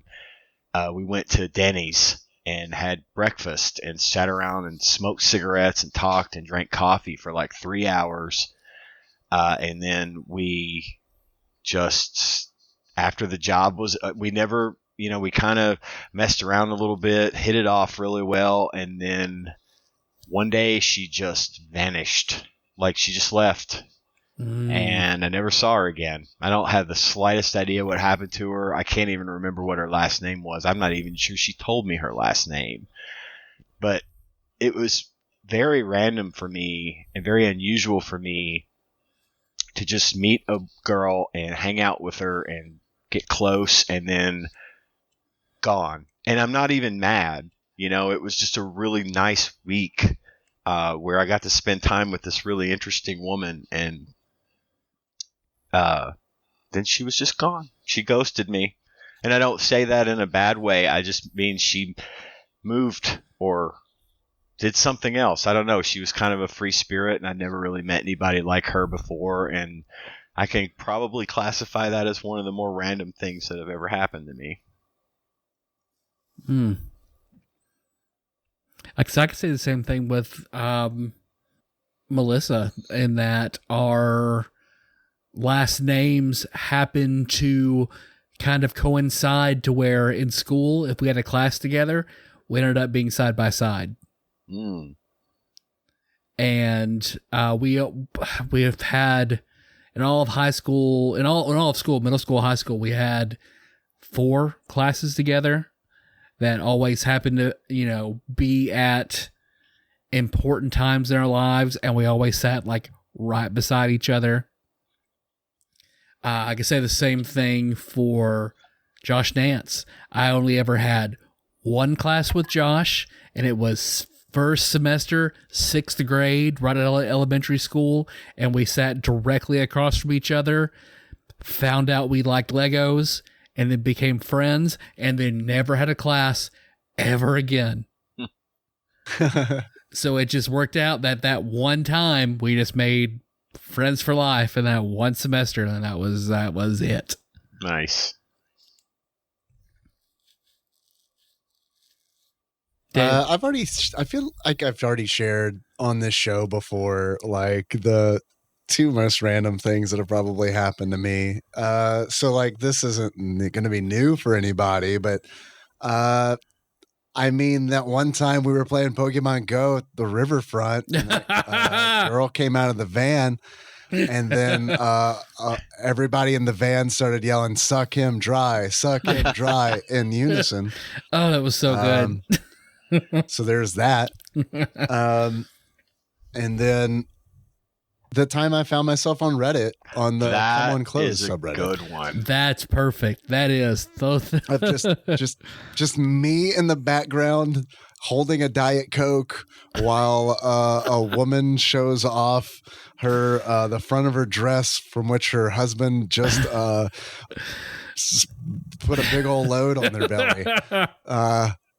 And then I'm just in the background, just not knowing that, my cum sense isn't tingling. I don't know that it's just mere meters from me. I saw that picture, and I also was like, holy shit, that's Dave, even though I knew that you pointed us at that picture. I was like, holy shit, that really is him. And then I thought I had a fetish, but then when I looked at other pictures of Come On Clothes and you weren't in the picture, it just didn't do it for me. So. Dave in the background. You do have a fetish. It's just Dave. Yeah, you have to be in the picture or else it just doesn't work for me. Yeah. With a Diet Coke. Yes, the Diet Coke is perfectly natural. Yeah. It happens to everybody at some point. They go through a Dave fetish. Sometimes you're in a van down by the river with a bunch of guys in it. No, that's the best answer to that question. It really is. So I was thinking about this the other day. Like, this isn't like nearly as like coincidental, I guess, as the or random as the other things. But like, I remember when I first met Nikki, we went, you guys remember spiders, right? Fuck yeah. Like Girls Gone Wild went there for 10 minutes. State lines. Yeah. Yeah. So it's like you could drive across state lines. Murray was a dry county, but you could drive across state lines. You can get beer at this club called Spiders or Spider's Web. I can't remember. It was one or the other. I don't think I ever went to that one. I don't think it was around when I was in Murray. You weren't missing a whole lot. Nope. I mean, it was not great, but I mean, it was the place that you kind of went. And I think Henry's asleep, but I'll say this quietly. I'll scream, suck him dry in my office, but I'll say this quietly. So Nikki and I, we weren't 21, but Nikki had an ID that she found in a bathroom at work. And she would use this ID essentially to get into clubs, bars, and spiders and like all that. And then so we went there one time and she was telling me about it. And I was like, well, does the person even look like you? Like, is it do they even like look at it? And she's like, yeah, they look at it. And she showed it to me. And it was the ID of the girl that I had a crush on in high school. Oh, shit. And it was like, I know this person. She's like, you do? I was like, yeah, I had a crush on her in high school. It's all kismet, man. So it's all kismet. I mean, yeah. Oh god, that's good. I didn't know that story. That's good. And then I was like, you're almost her. I'll take it. Yeah. She was real pleased.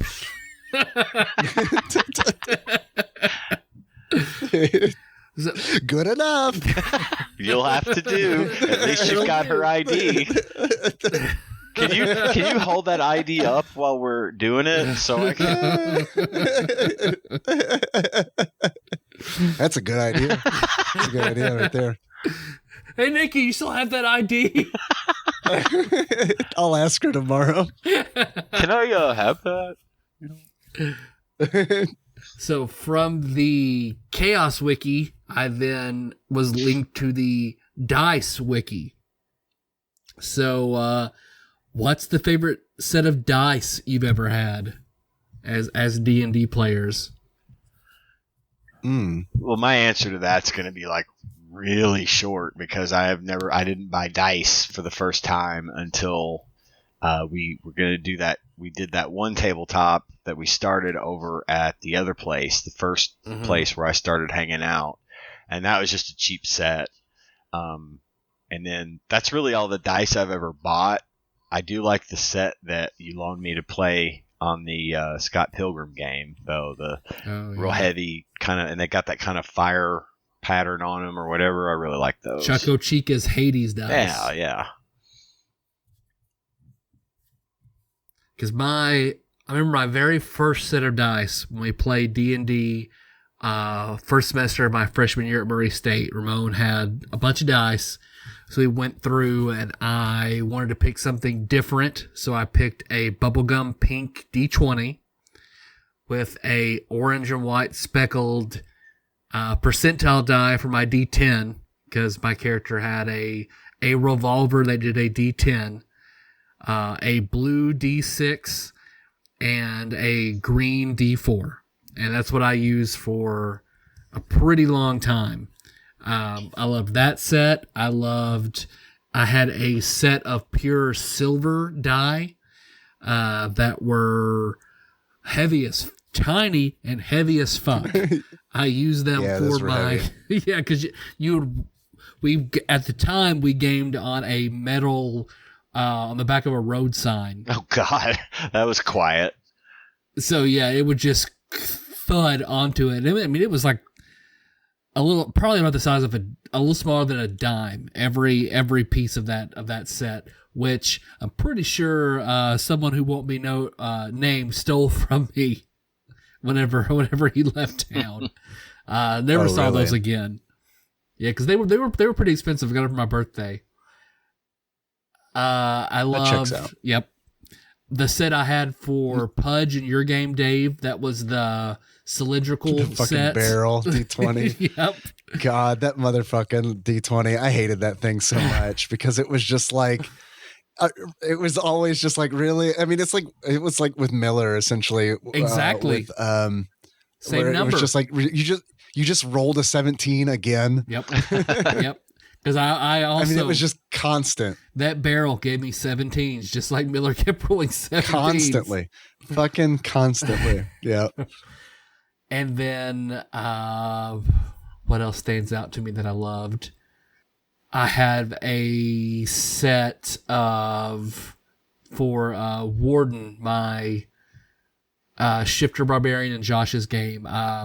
He was very nature themed, so I had a leaf ivy set that I bought that I absolutely love. And then I love the ones I use now. I use Anna's Paladin dice that I bought for the blue and white ones. I really like those too. What about you, Dave? I don't know if this is the one that you mentioned. It very well might be, but there was a pink D20 that I used that I absolutely loved. And it was like this bubblegum pink in it was almost like, this is going to sound really weird, but the texture was almost like talcum-y, like it almost had this, like, I don't know, like this. I know porous. It's a different one that I'm talking about, but I know that D20. Yep. I know exactly what you're talking about. I might still have it. I don't know. But like, I loved that D20 because it was like, because the way it felt, it almost felt like it was always like, this is going to sound weird, but it almost felt like it was always powdered. Yep. Like, but like the powder wouldn't come off on your fingers. It felt really good. Like, and the numbers were white and the corners were not sharp at all. Like they were like this really like low profile, like rounded corners. And I really like how it rolled. I like that D20 a lot. And then I remember the first set I bought in middle school, which is the same set that I used for the first character I played in one of your games, Tyler. Mm-hmm. That was Tokiabi's red dice with black speckles with green numbers. That was the Chessex set that I think I got from Walden Books. Oh wow! along with Council of Worms when I was like in 7th grade. And that was the only set that I owned for a long time. I like the set that I'm using now, which is like a set of like metal and enamel. It's like these purple dice, but with like silver colored frames. I don't know what metal they actually are, but they're like this silver metal frame. I like that. I always liked Finnegan's bone D6s, or was it Rudy's? Oh yeah. I used them for both. Yeah, because they don't roll very well. It's not, but it's essentially like this bone D6 for each face.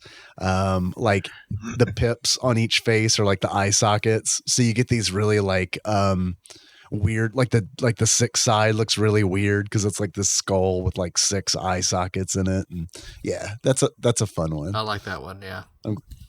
I'm glad you mentioned that. I kind of forgotten about that one. I haven't used it in a while. Well, from the dice wiki, I went to the board game wiki. So what's your favorite board game? I've got favorite board game, favorite tabletop, and in a casino, what's your game? I don't know. I haven't played like a lot of very interesting board games, because I know you guys play a lot of board games and have had more experiences in that than I have. I've only really ever played kind of the basics, the Monopolies and Life and things like that. I don't really have a very good answer for that one. What were the other? I think that's fine. Well, yeah, I mean, like out of those, I like Life a lot. I think Monopoly's cool, but like there's so many different versions of Monopoly. we had a Star Wars. Oh, I know what my favorite game was. It was Trivial Pursuit. I always really loved playing Trivial Pursuit. Yeah. And I learned a lot from that Moops. game. Yeah, Trivial Pursuits is great. What were the other ones you asked about, Tyler? Your favorite tabletop game? When you say that, you mean like what we do every week? What we do, which I guess is probably a more broad question for me and Dave because we've done more. I'd have to say the Scott Pilgrim, that's my favorite because it's kind of my real only one that I've had any real experience with. Was there another?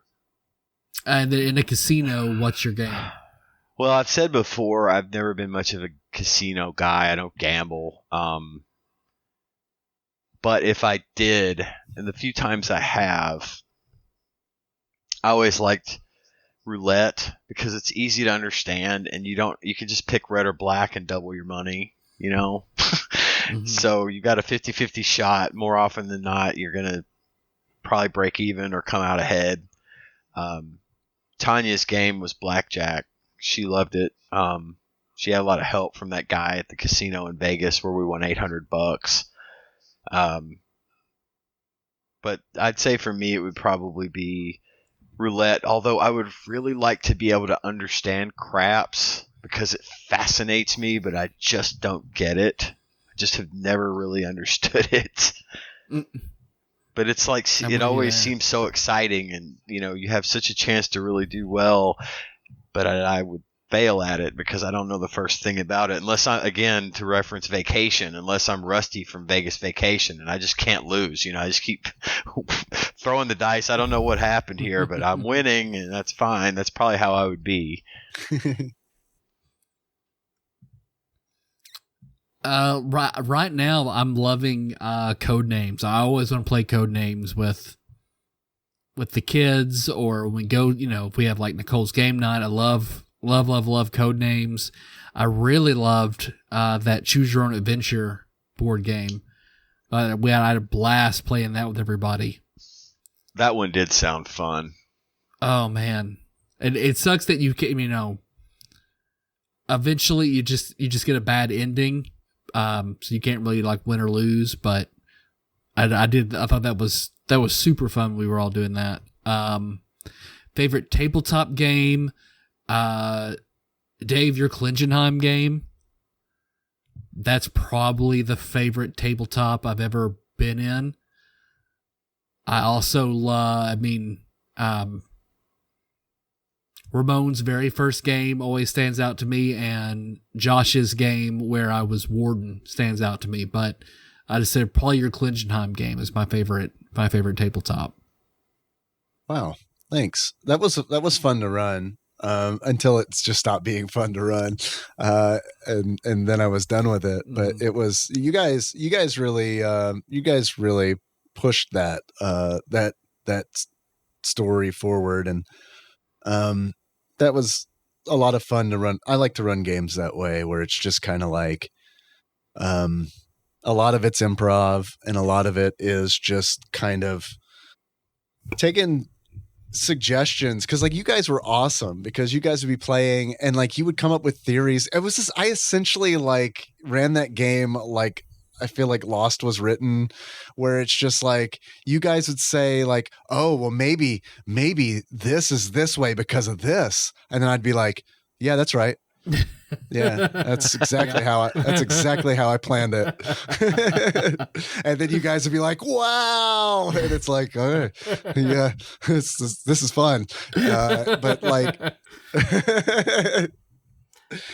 but no, it was fun because it really was fun because it was like it was communal in that regard. And like I had a story to tell if you guys cared about that story, you know what I mean? And it's like if you didn't care about the story, then you guys could just go and do whatever you wanted to do. I like to run it like an open world, And that's the only game where I feel like it's fully been like that, because it's almost like the start of it was like the tutorial to where it was sort of on rails because we were trying to get out of the city. It felt like the Midgar section of Final Fantasy VII, and then it opened up.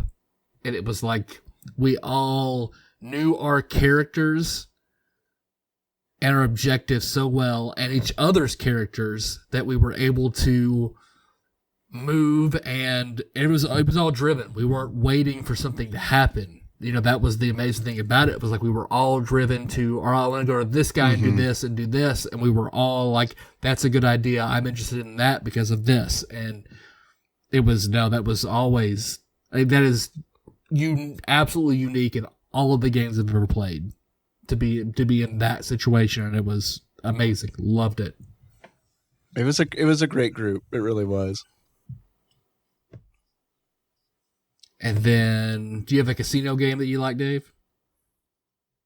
No, I don't. I don't really understand any of them. Yeah. So like, I mean, I played that little Shop of Horrors slot machine when I was in Vegas. So, but I didn't really even like it, like, I saw like the roulette tables there at Caesars were like, they had digital ones, and I was kind of tempted to like try that. But there's something about betting on a digital game that feels weird to me. And maybe I'm an old man, and I don't know, because it's like, and Ian, I know you worked at a casino, but like, so you can probably tell me, but like with those, I mean, they're just programmed where you win at certain intervals, right? I mean, like it feels like there's less chance involved, which is, I guess, silly, but it feels like it's less chance and more like, when is this thing going to pay That's out? all it is. You're gambling on the fact that you're going to pull up to a machine and play it around the time it's supposed to pay out. And they're all set up basically the same way. And by law, depending on the state, a machine has to pay out a certain number of times, and that's set by whatever gaming board is in control of that casino. But you won't ever have a way of knowing, obviously. And the machine has to make a certain amount of money before it will pay out. And that limit is set by the gaming association, and really the gamble that you're taking there is that you're going to be there at the time when it's due to pay out. And that's pretty much all there is to it. The saying, the house always wins, is there for a reason. If I could gamble like I did in Fallout New Vegas, then I'd probably do it. But did you say your favorite board game and everything, Dave? No, I really like Carcassonne.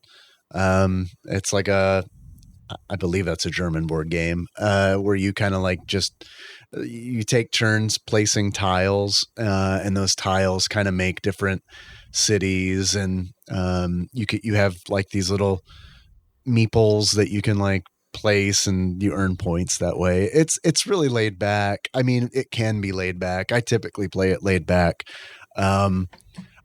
That's recent. Like, that comes to mind recently because like we just played that with Henry not too long ago. And he really enjoyed it, and Nikki always wins, which is kind of nice too, because it's like that going into it knowing that she's going to win allows me to just kind of relax and just have fun placing tiles. You know what I mean? Because it's like, don't even try. It's not going to happen. Because it never happens. She always wins. And like the first time we played, Henry got upset, and it was nice. It was like a nice like teaching moment, where it was just like, well, hey man, you were having fun up until right now when you found out that you lost, right? So I mean, it was a net positive, right? And plus, you got to know, and I told you this before we started playing, your mom always wins when we play this game, so you were doomed from the start.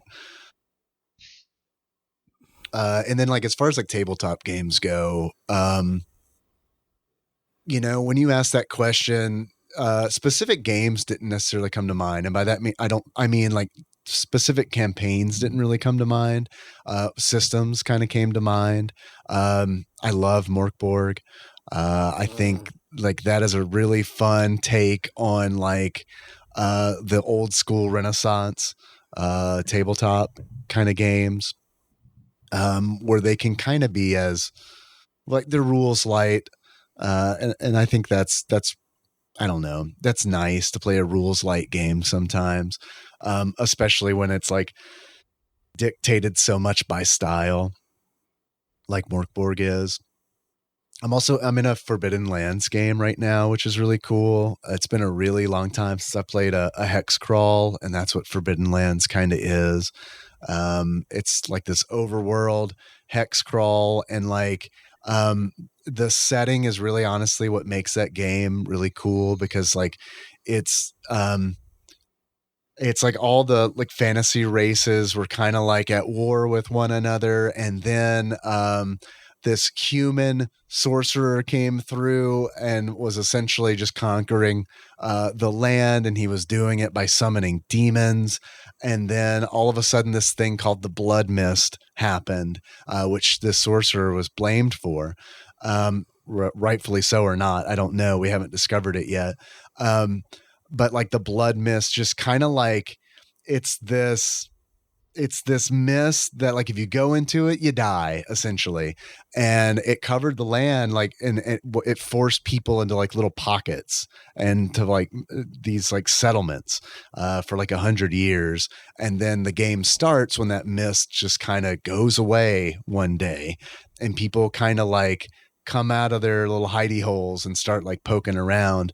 And one of the things that I think is really cool about it is like, as you explore the world and as you do this hex crawl, move from hex to hex on the overworld map, you discover lore about the world, like things that were forgotten before the blood mist, things that happened during the blood mist. And it's really neat. I've never really played a tabletop game that was that based on exploring, and like you're rewarded for exploring by learning about the world, and I think that's really cool. And then of course, I mean, you kind of brought me into Call of Cthulhu, which I love that, and I look forward to doing more of that, especially that edition of Call of Cthulhu that we do. Yeah, man, I love Chaosium Call of Cthulhu. Like that skill system is just like, oh, I love it so much. It reminds me of Ultima Online, which I know I go to that Ultima Online well a lot, but like I love it, man. It's like combat is skill based, social skills, everything is skill based, and it's like, oh, I love that so much. Because the D20 Call of Cthulhu was garbage. Well, it's just kind of one of those where it's like D20.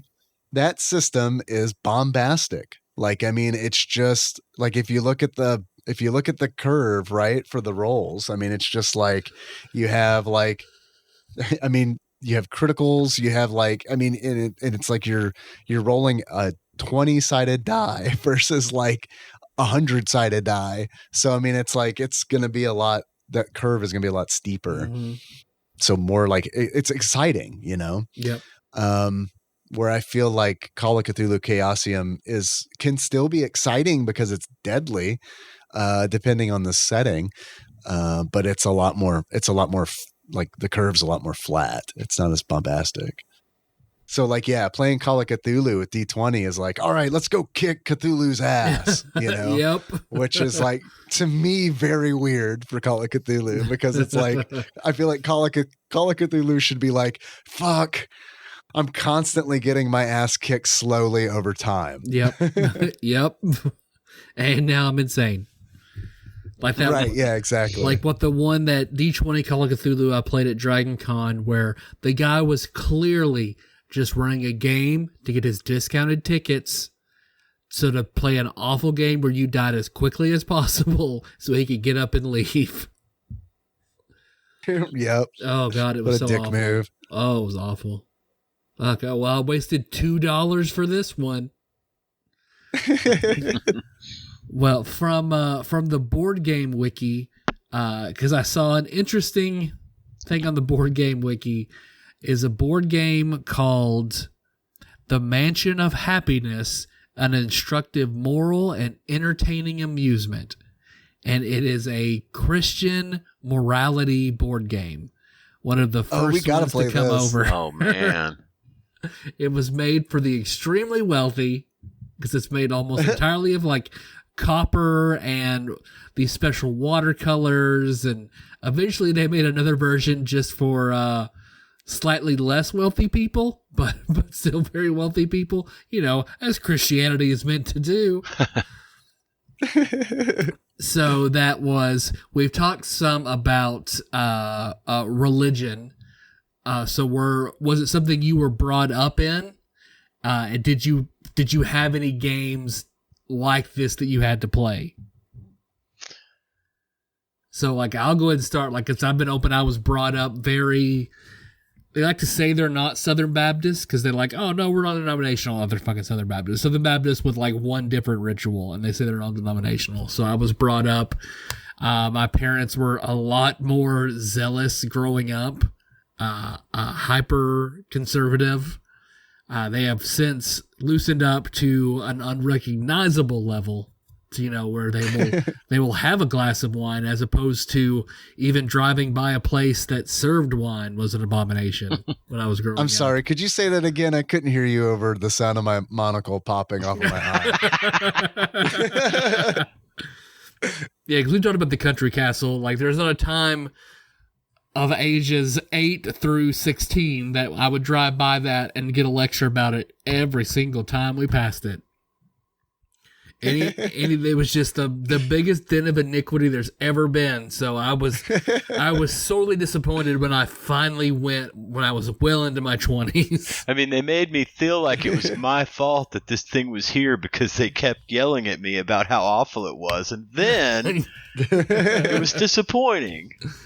When I went, they had a pretty good Cubano. That's about it. I'm not even worshiping Satan yet or nothing. I had a few religious games. I remember at one point I'd had a Walls of Jericho Game Boy game. They would always take me to that one Christian store on Southside, and I could get whatever I wanted from there. I didn't really take them up on it. I wish I would have had Super Noah's Ark 3D for my Super Nintendo, but I did not. I know Josh and I had very similar. Well, Dave, me, you, and Josh all were raised by the three faces of the same man. But I know Josh.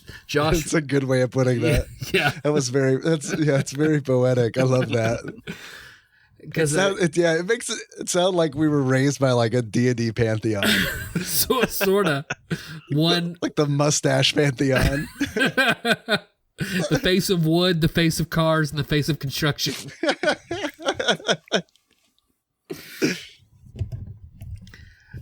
So I mean, I'm so thankful my parents have chilled out, and I was still that hyper conservative. I remember like in high school, Josh had a sip of beer, and I nearly lost my fucking mind over it. But once I actually went to college and met other people and had new experiences, it's like, oh well. I'm not going back to that. So organized religion is certainly not where it's at for me, and I still have a hard time. Like, I will go to church with Melissa, the one she grew up at, and wonderful people, but I have trouble like with the messages a lot. Although I do really like their preacher now, a young guy who's like, oh, okay, I don't mind this at all.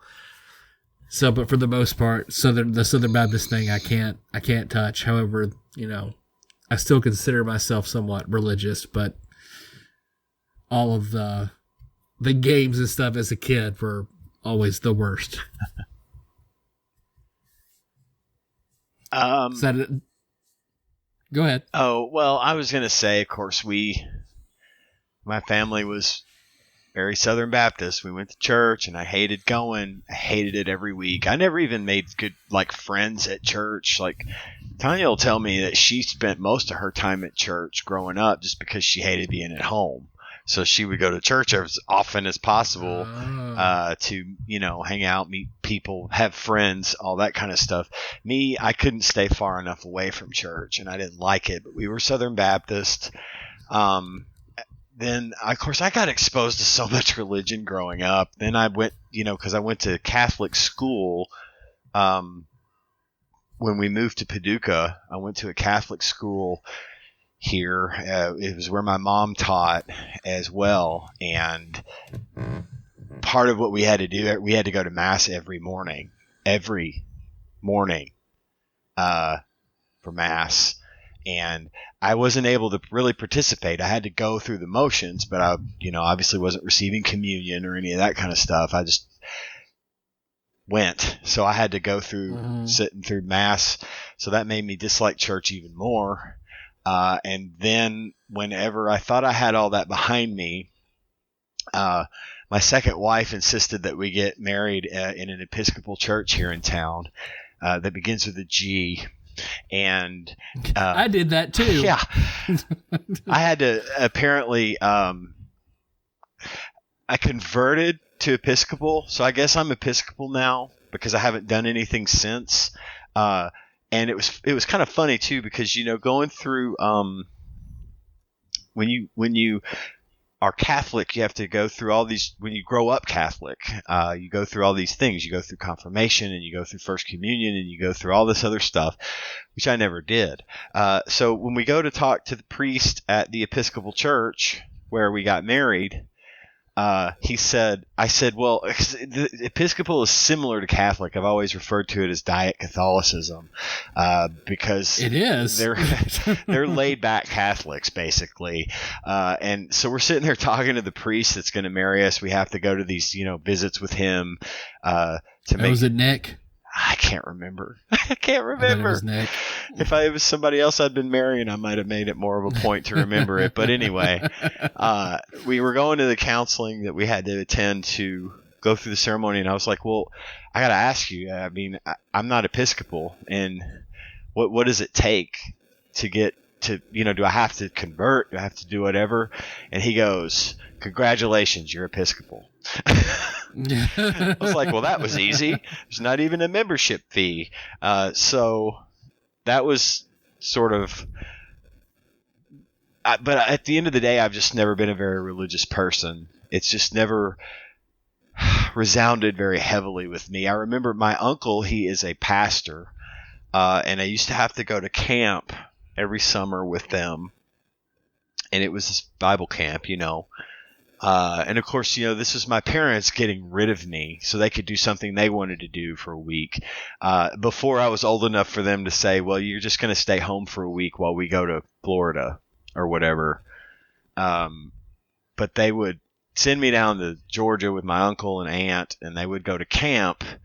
I didn't know anybody. It's almost impossible to make decent friends within a week-long camp, especially when you're around a bunch of kids who are already friends and you're just kind of sitting on the outside wishing this week would end. Just never really had a whole lot of good experiences with religion and that sort of thing. So, yeah. And then as far as like games are concerned, I didn't ever play any like religious board games or anything, or Nintendo games or anything like that. Because I mean, my growing up in the church, before my father finally wised up and left the whole institution behind, we stopped going to church all the time. There were no video games, so I didn't and the board game thing just didn't ever come up as far as like, Christian religious based games. You could have ordered Red River Crossing for the Atari out of a Christian bookstores. Yeah, you're right. I could have. I had a 2600. So no, I had a 5200. It's worth a few tens of grands nowadays. Damn, I wish I'd known. I already have a guess at what Dave's gonna say. What do you think I'm gonna say? I think you're gonna. Well, I would think that at least it would be an honorable mention that girl you used to hang out with, where you had to play the board game for an hour before you could watch Little Shop of Horrors or whatever. Yeah, It was Little Shop of Horrors, or we could watch Mr. Boogedy. It was typically one of those two. Yeah, I remember. I remember that was like 6, 7 around that age, and I remember like at that age, kind of like picking up on my dad, like just kind of like hinting, like, oh, Ed, you like her, huh? And like I remember like thinking, even at the time, thinking she's like too churchy for me, like. Like, no, she's cool. I like to hang out with her, but yeah, I don't want to go over there a whole hell of a lot. Yeah. I don't know. I've talked about this a bunch on the show, I feel like, so I don't think this is really going to be like news to anybody, but my mom was Catholic and my dad was Baptist. And because of that, like, we didn't go to church a lot because, they really couldn't agree on where to go. And then like, they'd compromise and, like one would try the other for a little bit and then, it flip flop back and forth. And then, so, and I was a kid who didn't really, the last thing I wanted to do on a Sunday morning was dress up nice. God, I know, right? Go be uncomfortable for a couple hours. Super bored and uncomfortable. Yes, I get that. So, it's kind of one of those where it's like, so, I never wanted to go and they really couldn't agree on where to go. So, for the longest time, I just didn't get indoctrinated, I guess is my point. And there was a time where like I did go to a Catholic school. And that was definitely weird because it was just like, okay, now all of a sudden, like I'm surrounded by religion all the time. Something that I really don't have a connection with, and I believed in God and everything as a kid, even though like we weren't like practicing, Christians or anything like that. And then, a couple things happened. My uncle died, and then like I remember going to his funeral, a Southern Baptist funeral. Like this church was like, the size of my office at home, where I've been sleeping less than a week. Real small, I guess is my point. And it's like I remember being so mad that the preacher there, instead of honoring my uncle's life, just berated us for an hour about how we were going to hell. Yep. Yes. Oh my God. And I remember being so like I went through stages of like scared, I was afraid, and then I was angry. And that kind of set me on this path where I just started questioning a bunch of shit. And then, I've had a lot of religious weirdness. And then it's like in high school when I was dating the Mormon girl who like told me after prom on her porch that if we wanted to continue to date, I had to marry her.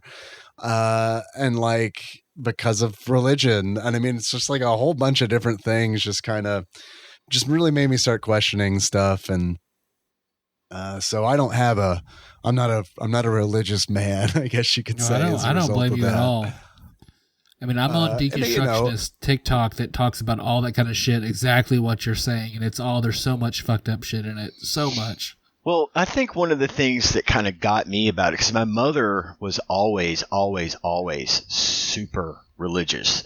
It was very important to her. And when have I ever told the story of how we left the church, the Baptist church here in Paducah? I don't think so.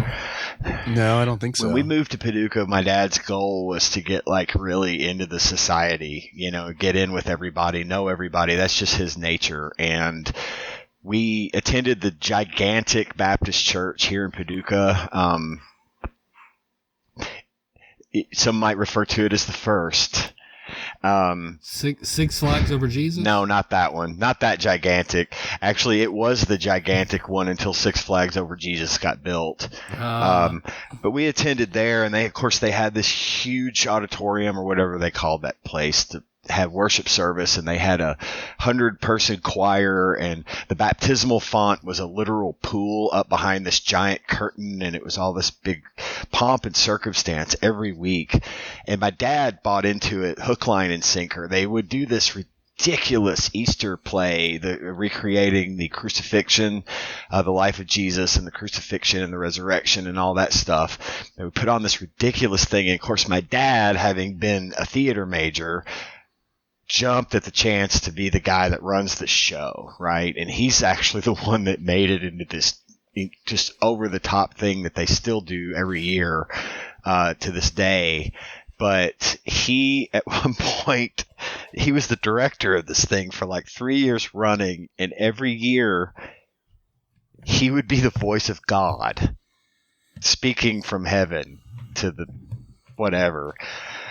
And I mean, that's how deep they were into this, right? And I remember one Sunday morning, we were at worship service, and there was a woman in the congregation who had been a member of, she was the oldest living member of the congregation, and she had been a member of the church's congregation for something like 60 years, and rarely missed church and all this other stuff. So they called her up to the front, and they gave her this little tree in a pot, and each tree had money tied to the leaves, or each leaf had, like, branch had like money tied to it.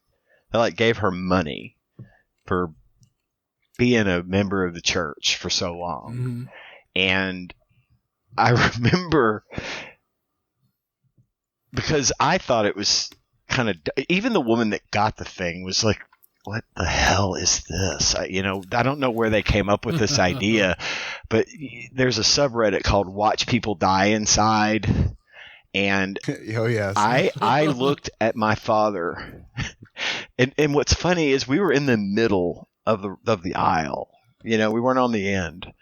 I looked at my dad when this happened, and I think I remember probably being about 14 years old, 13 or 14 years old, and not quite understanding why they're doing this. And I looked at my dad, and I saw on his face the last 5 or 6 years of us being at this church just crashing down on him at once. And he literally stood us up right in the middle of this thing that was going on. No one was standing. And we excused ourselves all the way down the pew and walked right out the front door and never came back. Good. I was proud of my dad that day because, up to that point, I was like, you need to stop with this, getting so deep into this place because it's killing us.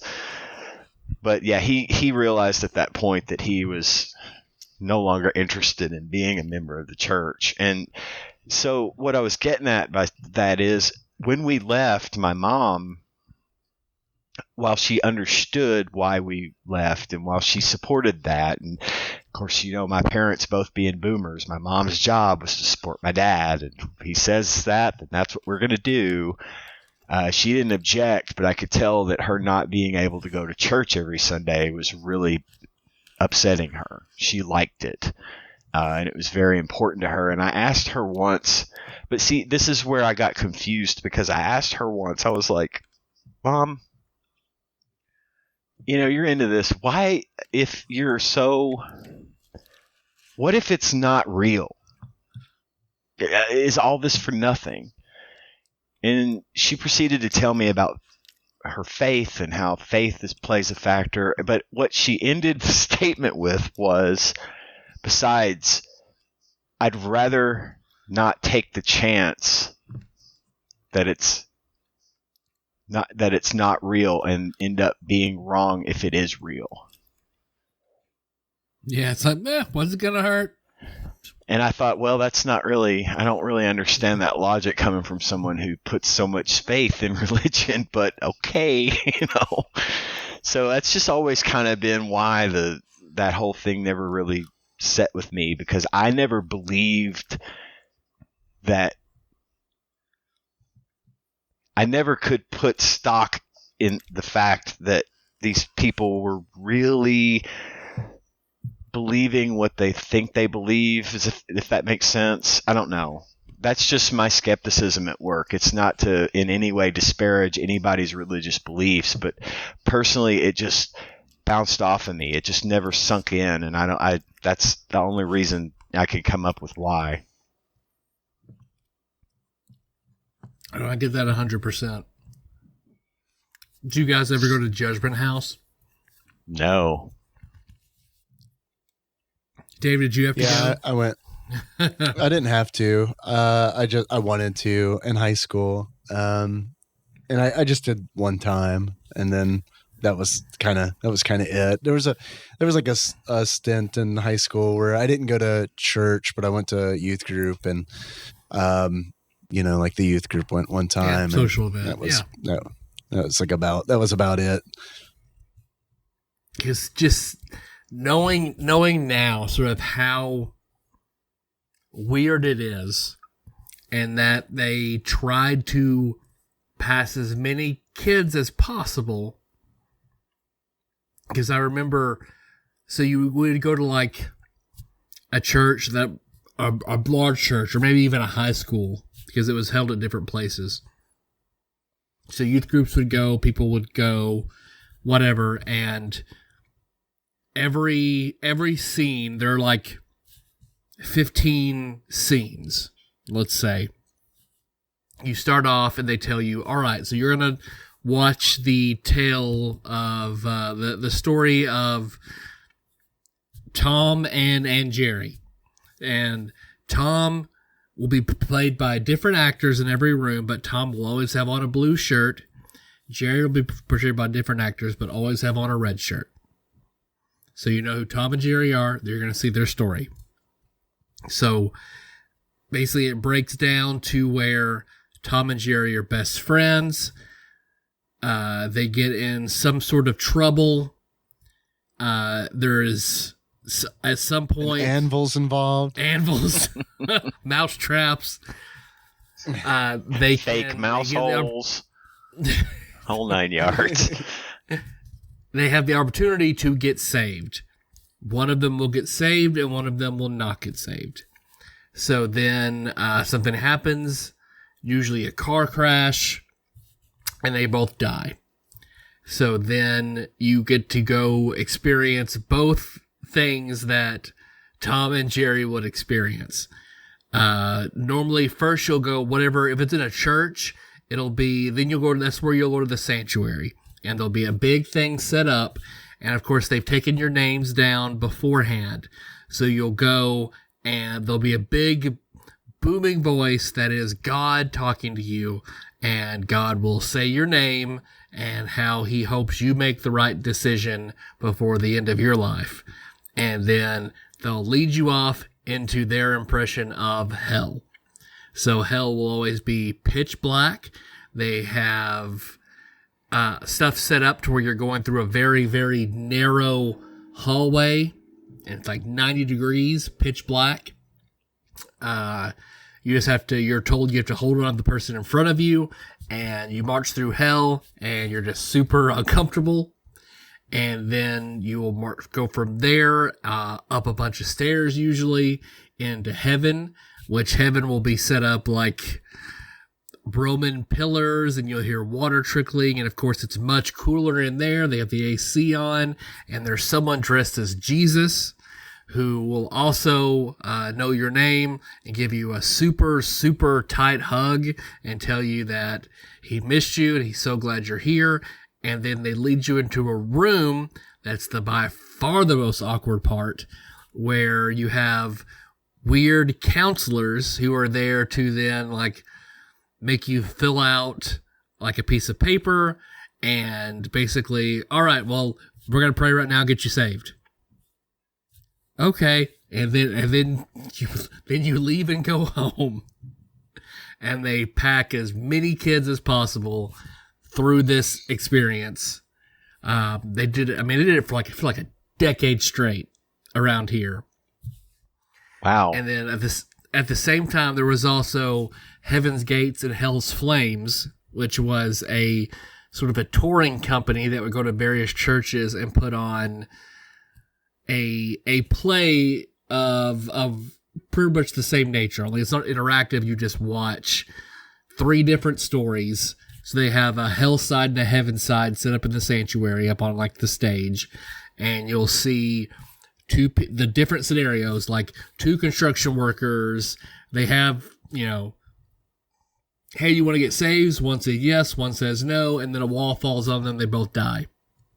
And the one who got saved, like Jesus comes out and hugs him and takes him back, but doesn't let the other guy come through. And the other guy's standing there like, oh no, what am I going to do? And then people dressed as demons run out, grab the person who wasn't supposed to be saved, and drags him kicking and screaming onto the hell side, where somebody dressed as Satan with some sort of voice effect will come out and laugh and point into the audience about how this is going to be you. I want all your souls.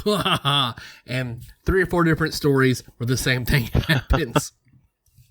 My dad got to be Jesus a few years. This was, of course, if you've seen me, I'm bald. My father is bald. He did not want anybody to know he was bald, so for many years he bought expensive hair pieces.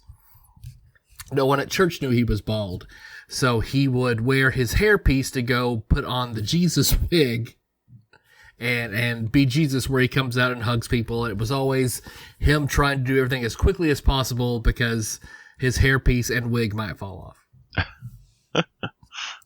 So just looking back at shit like that now, or just the deconstructionism about youth groups and things, just hit home for me. And I always send them to Brandon too, because I grew up in church with Brandon of Axelay fame. So we both look back on it now and just, oh, holy shit, about a lot of it. I just hate how like fear-based it all is, and like, and everything's based on going to hell, it seems like. And I really think that's a shame. And it's like, it's kind of one of those things where it's yeah, I don't know. Why can't you just live a good life and like make good decisions and be a good person? Like, why is that not enough? Like in the, like, why would Jesus be like, no, I don't want that guy. Right. Because because faith is more important than that, is the message, I guess. And it's like, I don't think that's true. I don't think that faith is more important than trying to be a good person and do the right thing and live a good life. I think that is more important than just believing something, believing in something, believing that something happened. I don't think that's as important. No, I agree with you. And I think, if that's what you believe and you just live that life, and then that's important for you and for other people to see. And it's just becomes something so strange and toxic. And it just, I don't know, it just kills me. But that's what, stuff like that, what you experienced about him, the preacher not even talking about your uncle, which is what it was before. God, that shit pisses me off so much, because I still see it when I go to funerals or other kind of events where some preacher will roll in and monopolize it with some weird message, and then that's just it. And it's just, yeah. That shit like that is probably top of my list. I hate it so much. Yeah. Yeah. Well, from the Mansion of Happiness and a Trip to More Entertainment Amusement wiki, because that was one of the first games to come over to America, and eventually kind of trickled down into, it went from religious to being more about capitalism when it came over from Europe to America, and that's how we end up with the game of Life. So Life is based off of Mansion of Happiness. Huh. Oh, interesting. Okay. Yep. I'm glad I said that Life was one of my favorite board games. And that's why I totally knew that. That's why I said that. Yeah. Because you talk about capitalism, so that leads me to the United States of America wiki. And then it's like, how many states have you lived in? Or been to, or had sex in? I think, Dave, you might win on that one. Probably. You guys can go first. I got to count. Yeah, that's a lot. I've only go ahead. I've you only go. lived in 2. I've lived in Kentucky and I've lived in Virginia, and that's places I had an established permanent residence. I've been to many more, not a ton. I guess I've probably been to, everything that touches Kentucky and one state beyond that, plus Nevada. Whenever we flew to Vegas that one time. And then Melissa and I do our bucket list will be eventually to have sex in all 50 states. We've only had sex in Kentucky and then all the bordering states, plus Florida and Georgia at the moment. What about you, Ian?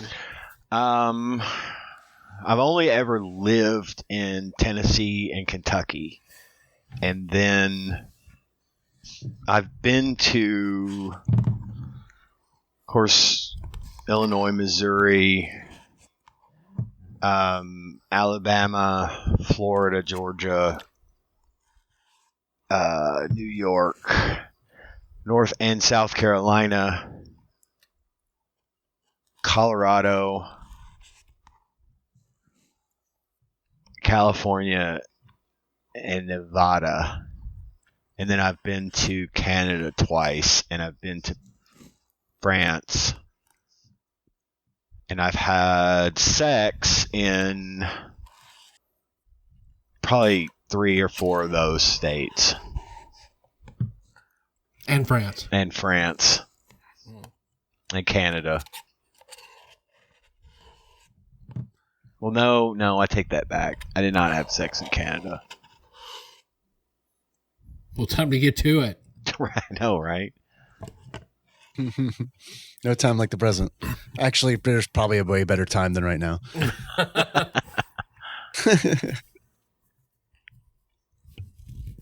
What about you, Dave? Have you tallied?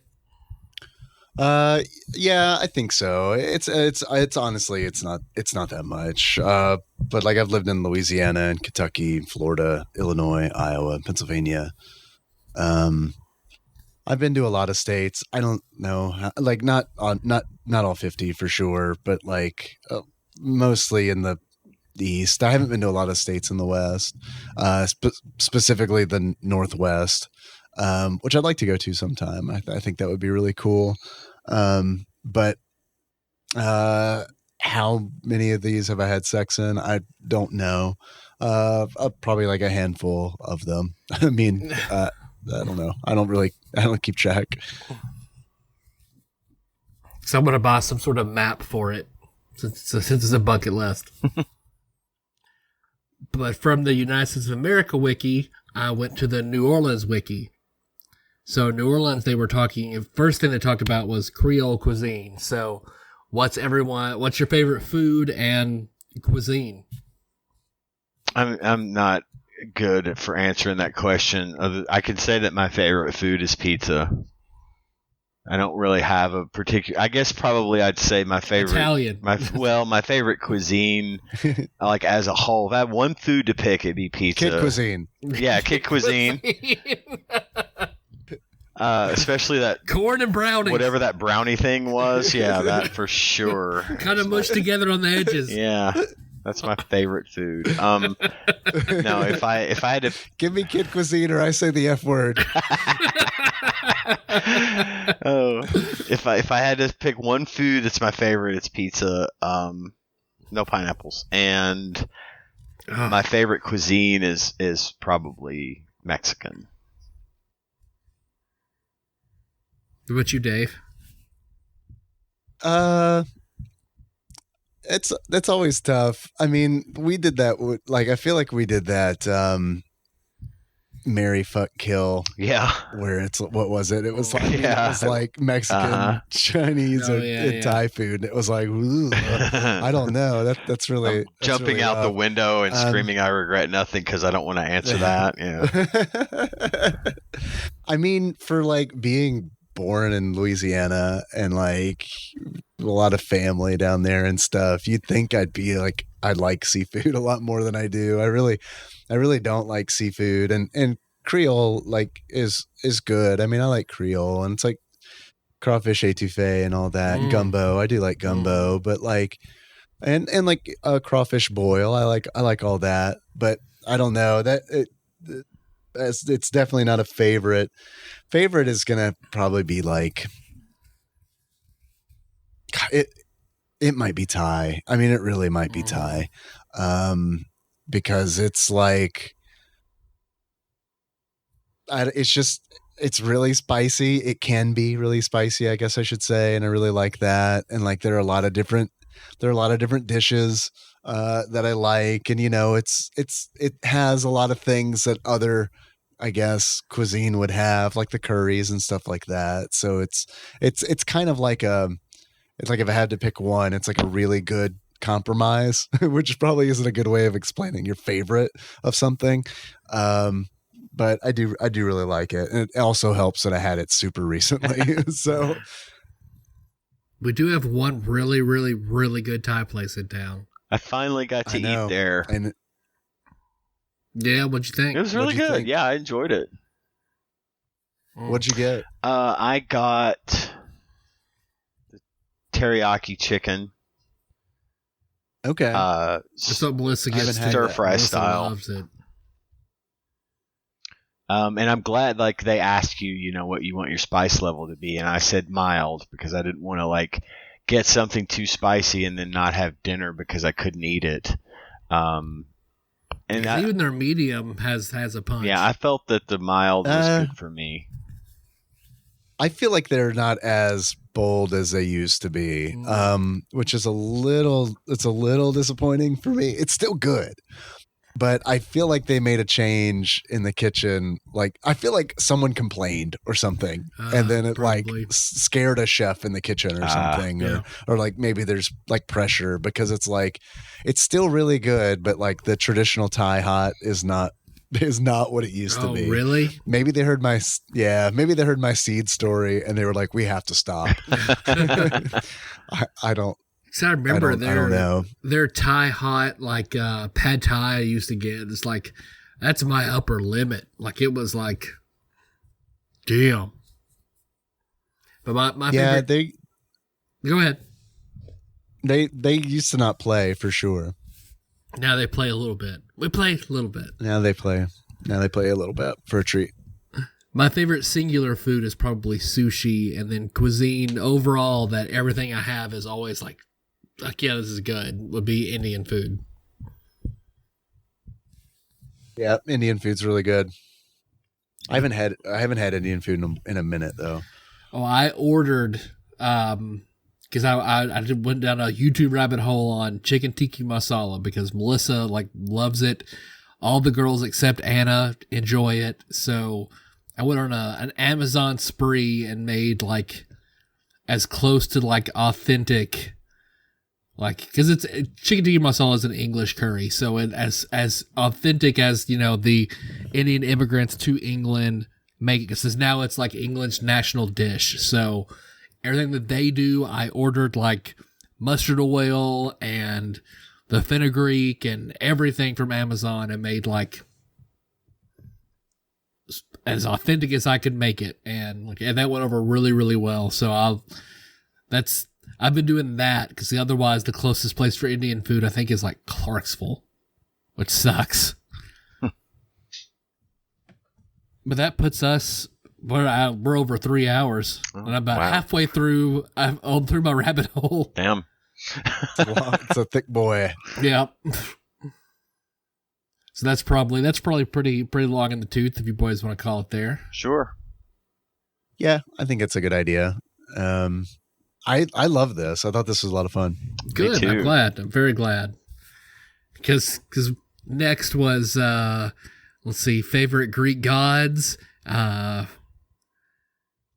eventually ended up on the Phil Spector Wikipedia, so favorite serial killer or true crime. Few steps more to the Linkin Park Wikipedia. Few steps more to the Kurt Cobain Wikipedia.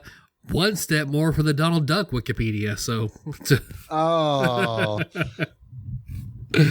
We quit too early. Well, thanks for listening, everybody. You can find the show on iTunes, not SoundCloud, Stitcher, YouTube, Spotify, Amazon, Google Play, or just Google TADPOG, and you'll find us. So, let's see, next week, if everything goes as planned, we'll be returning to the Scott Pilgrim game to continue those adventures. But in the meantime, if there's anything you want to send us, we're all back together. And at Not Doodle Tabletop, we'll open some of those. So if you're sending it to Tadpog Studios, care of Nicole Nance, P.O. Box 3785, Paducah, Kentucky, 42002. You want to call and leave us a voicemail, 270-883-2555. Hey, according to the hospital, COVID's coming back, so maybe we should sell masks again. Who knows? But if you want a shirt, shirts.tadpog.com. All right. Sweet. Masks.tadpog.com. Here, I'm gonna check that right now and see if that works. I'm too lazy to stop selling a thing, so I'm pretty sure we do. Ian, do you have any executive producers? I do. I have a nice list of nice people that donate $20 or more a month to the cause. And I'm going to read you that list right now, whether you like it or not. Starting with Usurper Grimm, Cousin David Galino, Temporal Eternal Savior, Cubicle Monkey, Plinko, Nick Price, Executive Producer Dick Dougie, Enthusiast Jeff Miners, Clambro Cody Phillips, Bantha Master, Gamebug Prime Nathan Eaton, Matt Gentile, a.k.a. Gentle G, congratulations on your marriage, Magical Sleeper, a.k.a. Big Dick Pie Baker Chris Vaughn, Princess Banana Hammock, Flavor Trick, Taryn Landon, Pinball Archmage Chris Edler, I'm sorry you couldn't be on this episode, Platinum member Brett Miller, Sandwich Pope Phil Hawkins, Nate from Utah, first time caller, Drinksmith Joey Webster, Master Cycle Baron Kevin Link, Barbecue Baron Andrew Rowland, General Kenobi Massacre, and Sick Jake. We're sorry you fell for the marketing. Thanks, guys. Thank you all very much. Nothing new on Patreon. And also, don't buy one of our masks. Get a real mask. Protect yourself. Exactly. Protect yourself. Essentially, what we sell is it's like a pair of underwear with loops on it. Watercolor tissue paper. Get a real mask.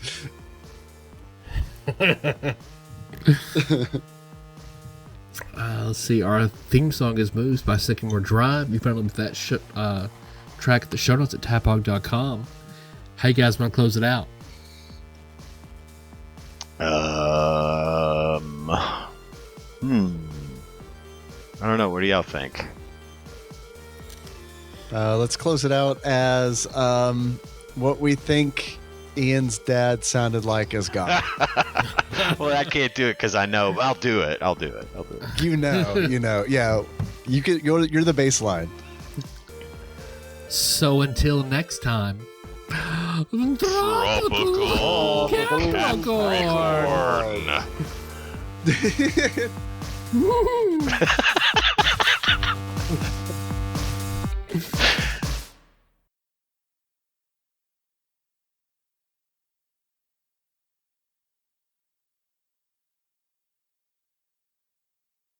And now, a dramatic reading.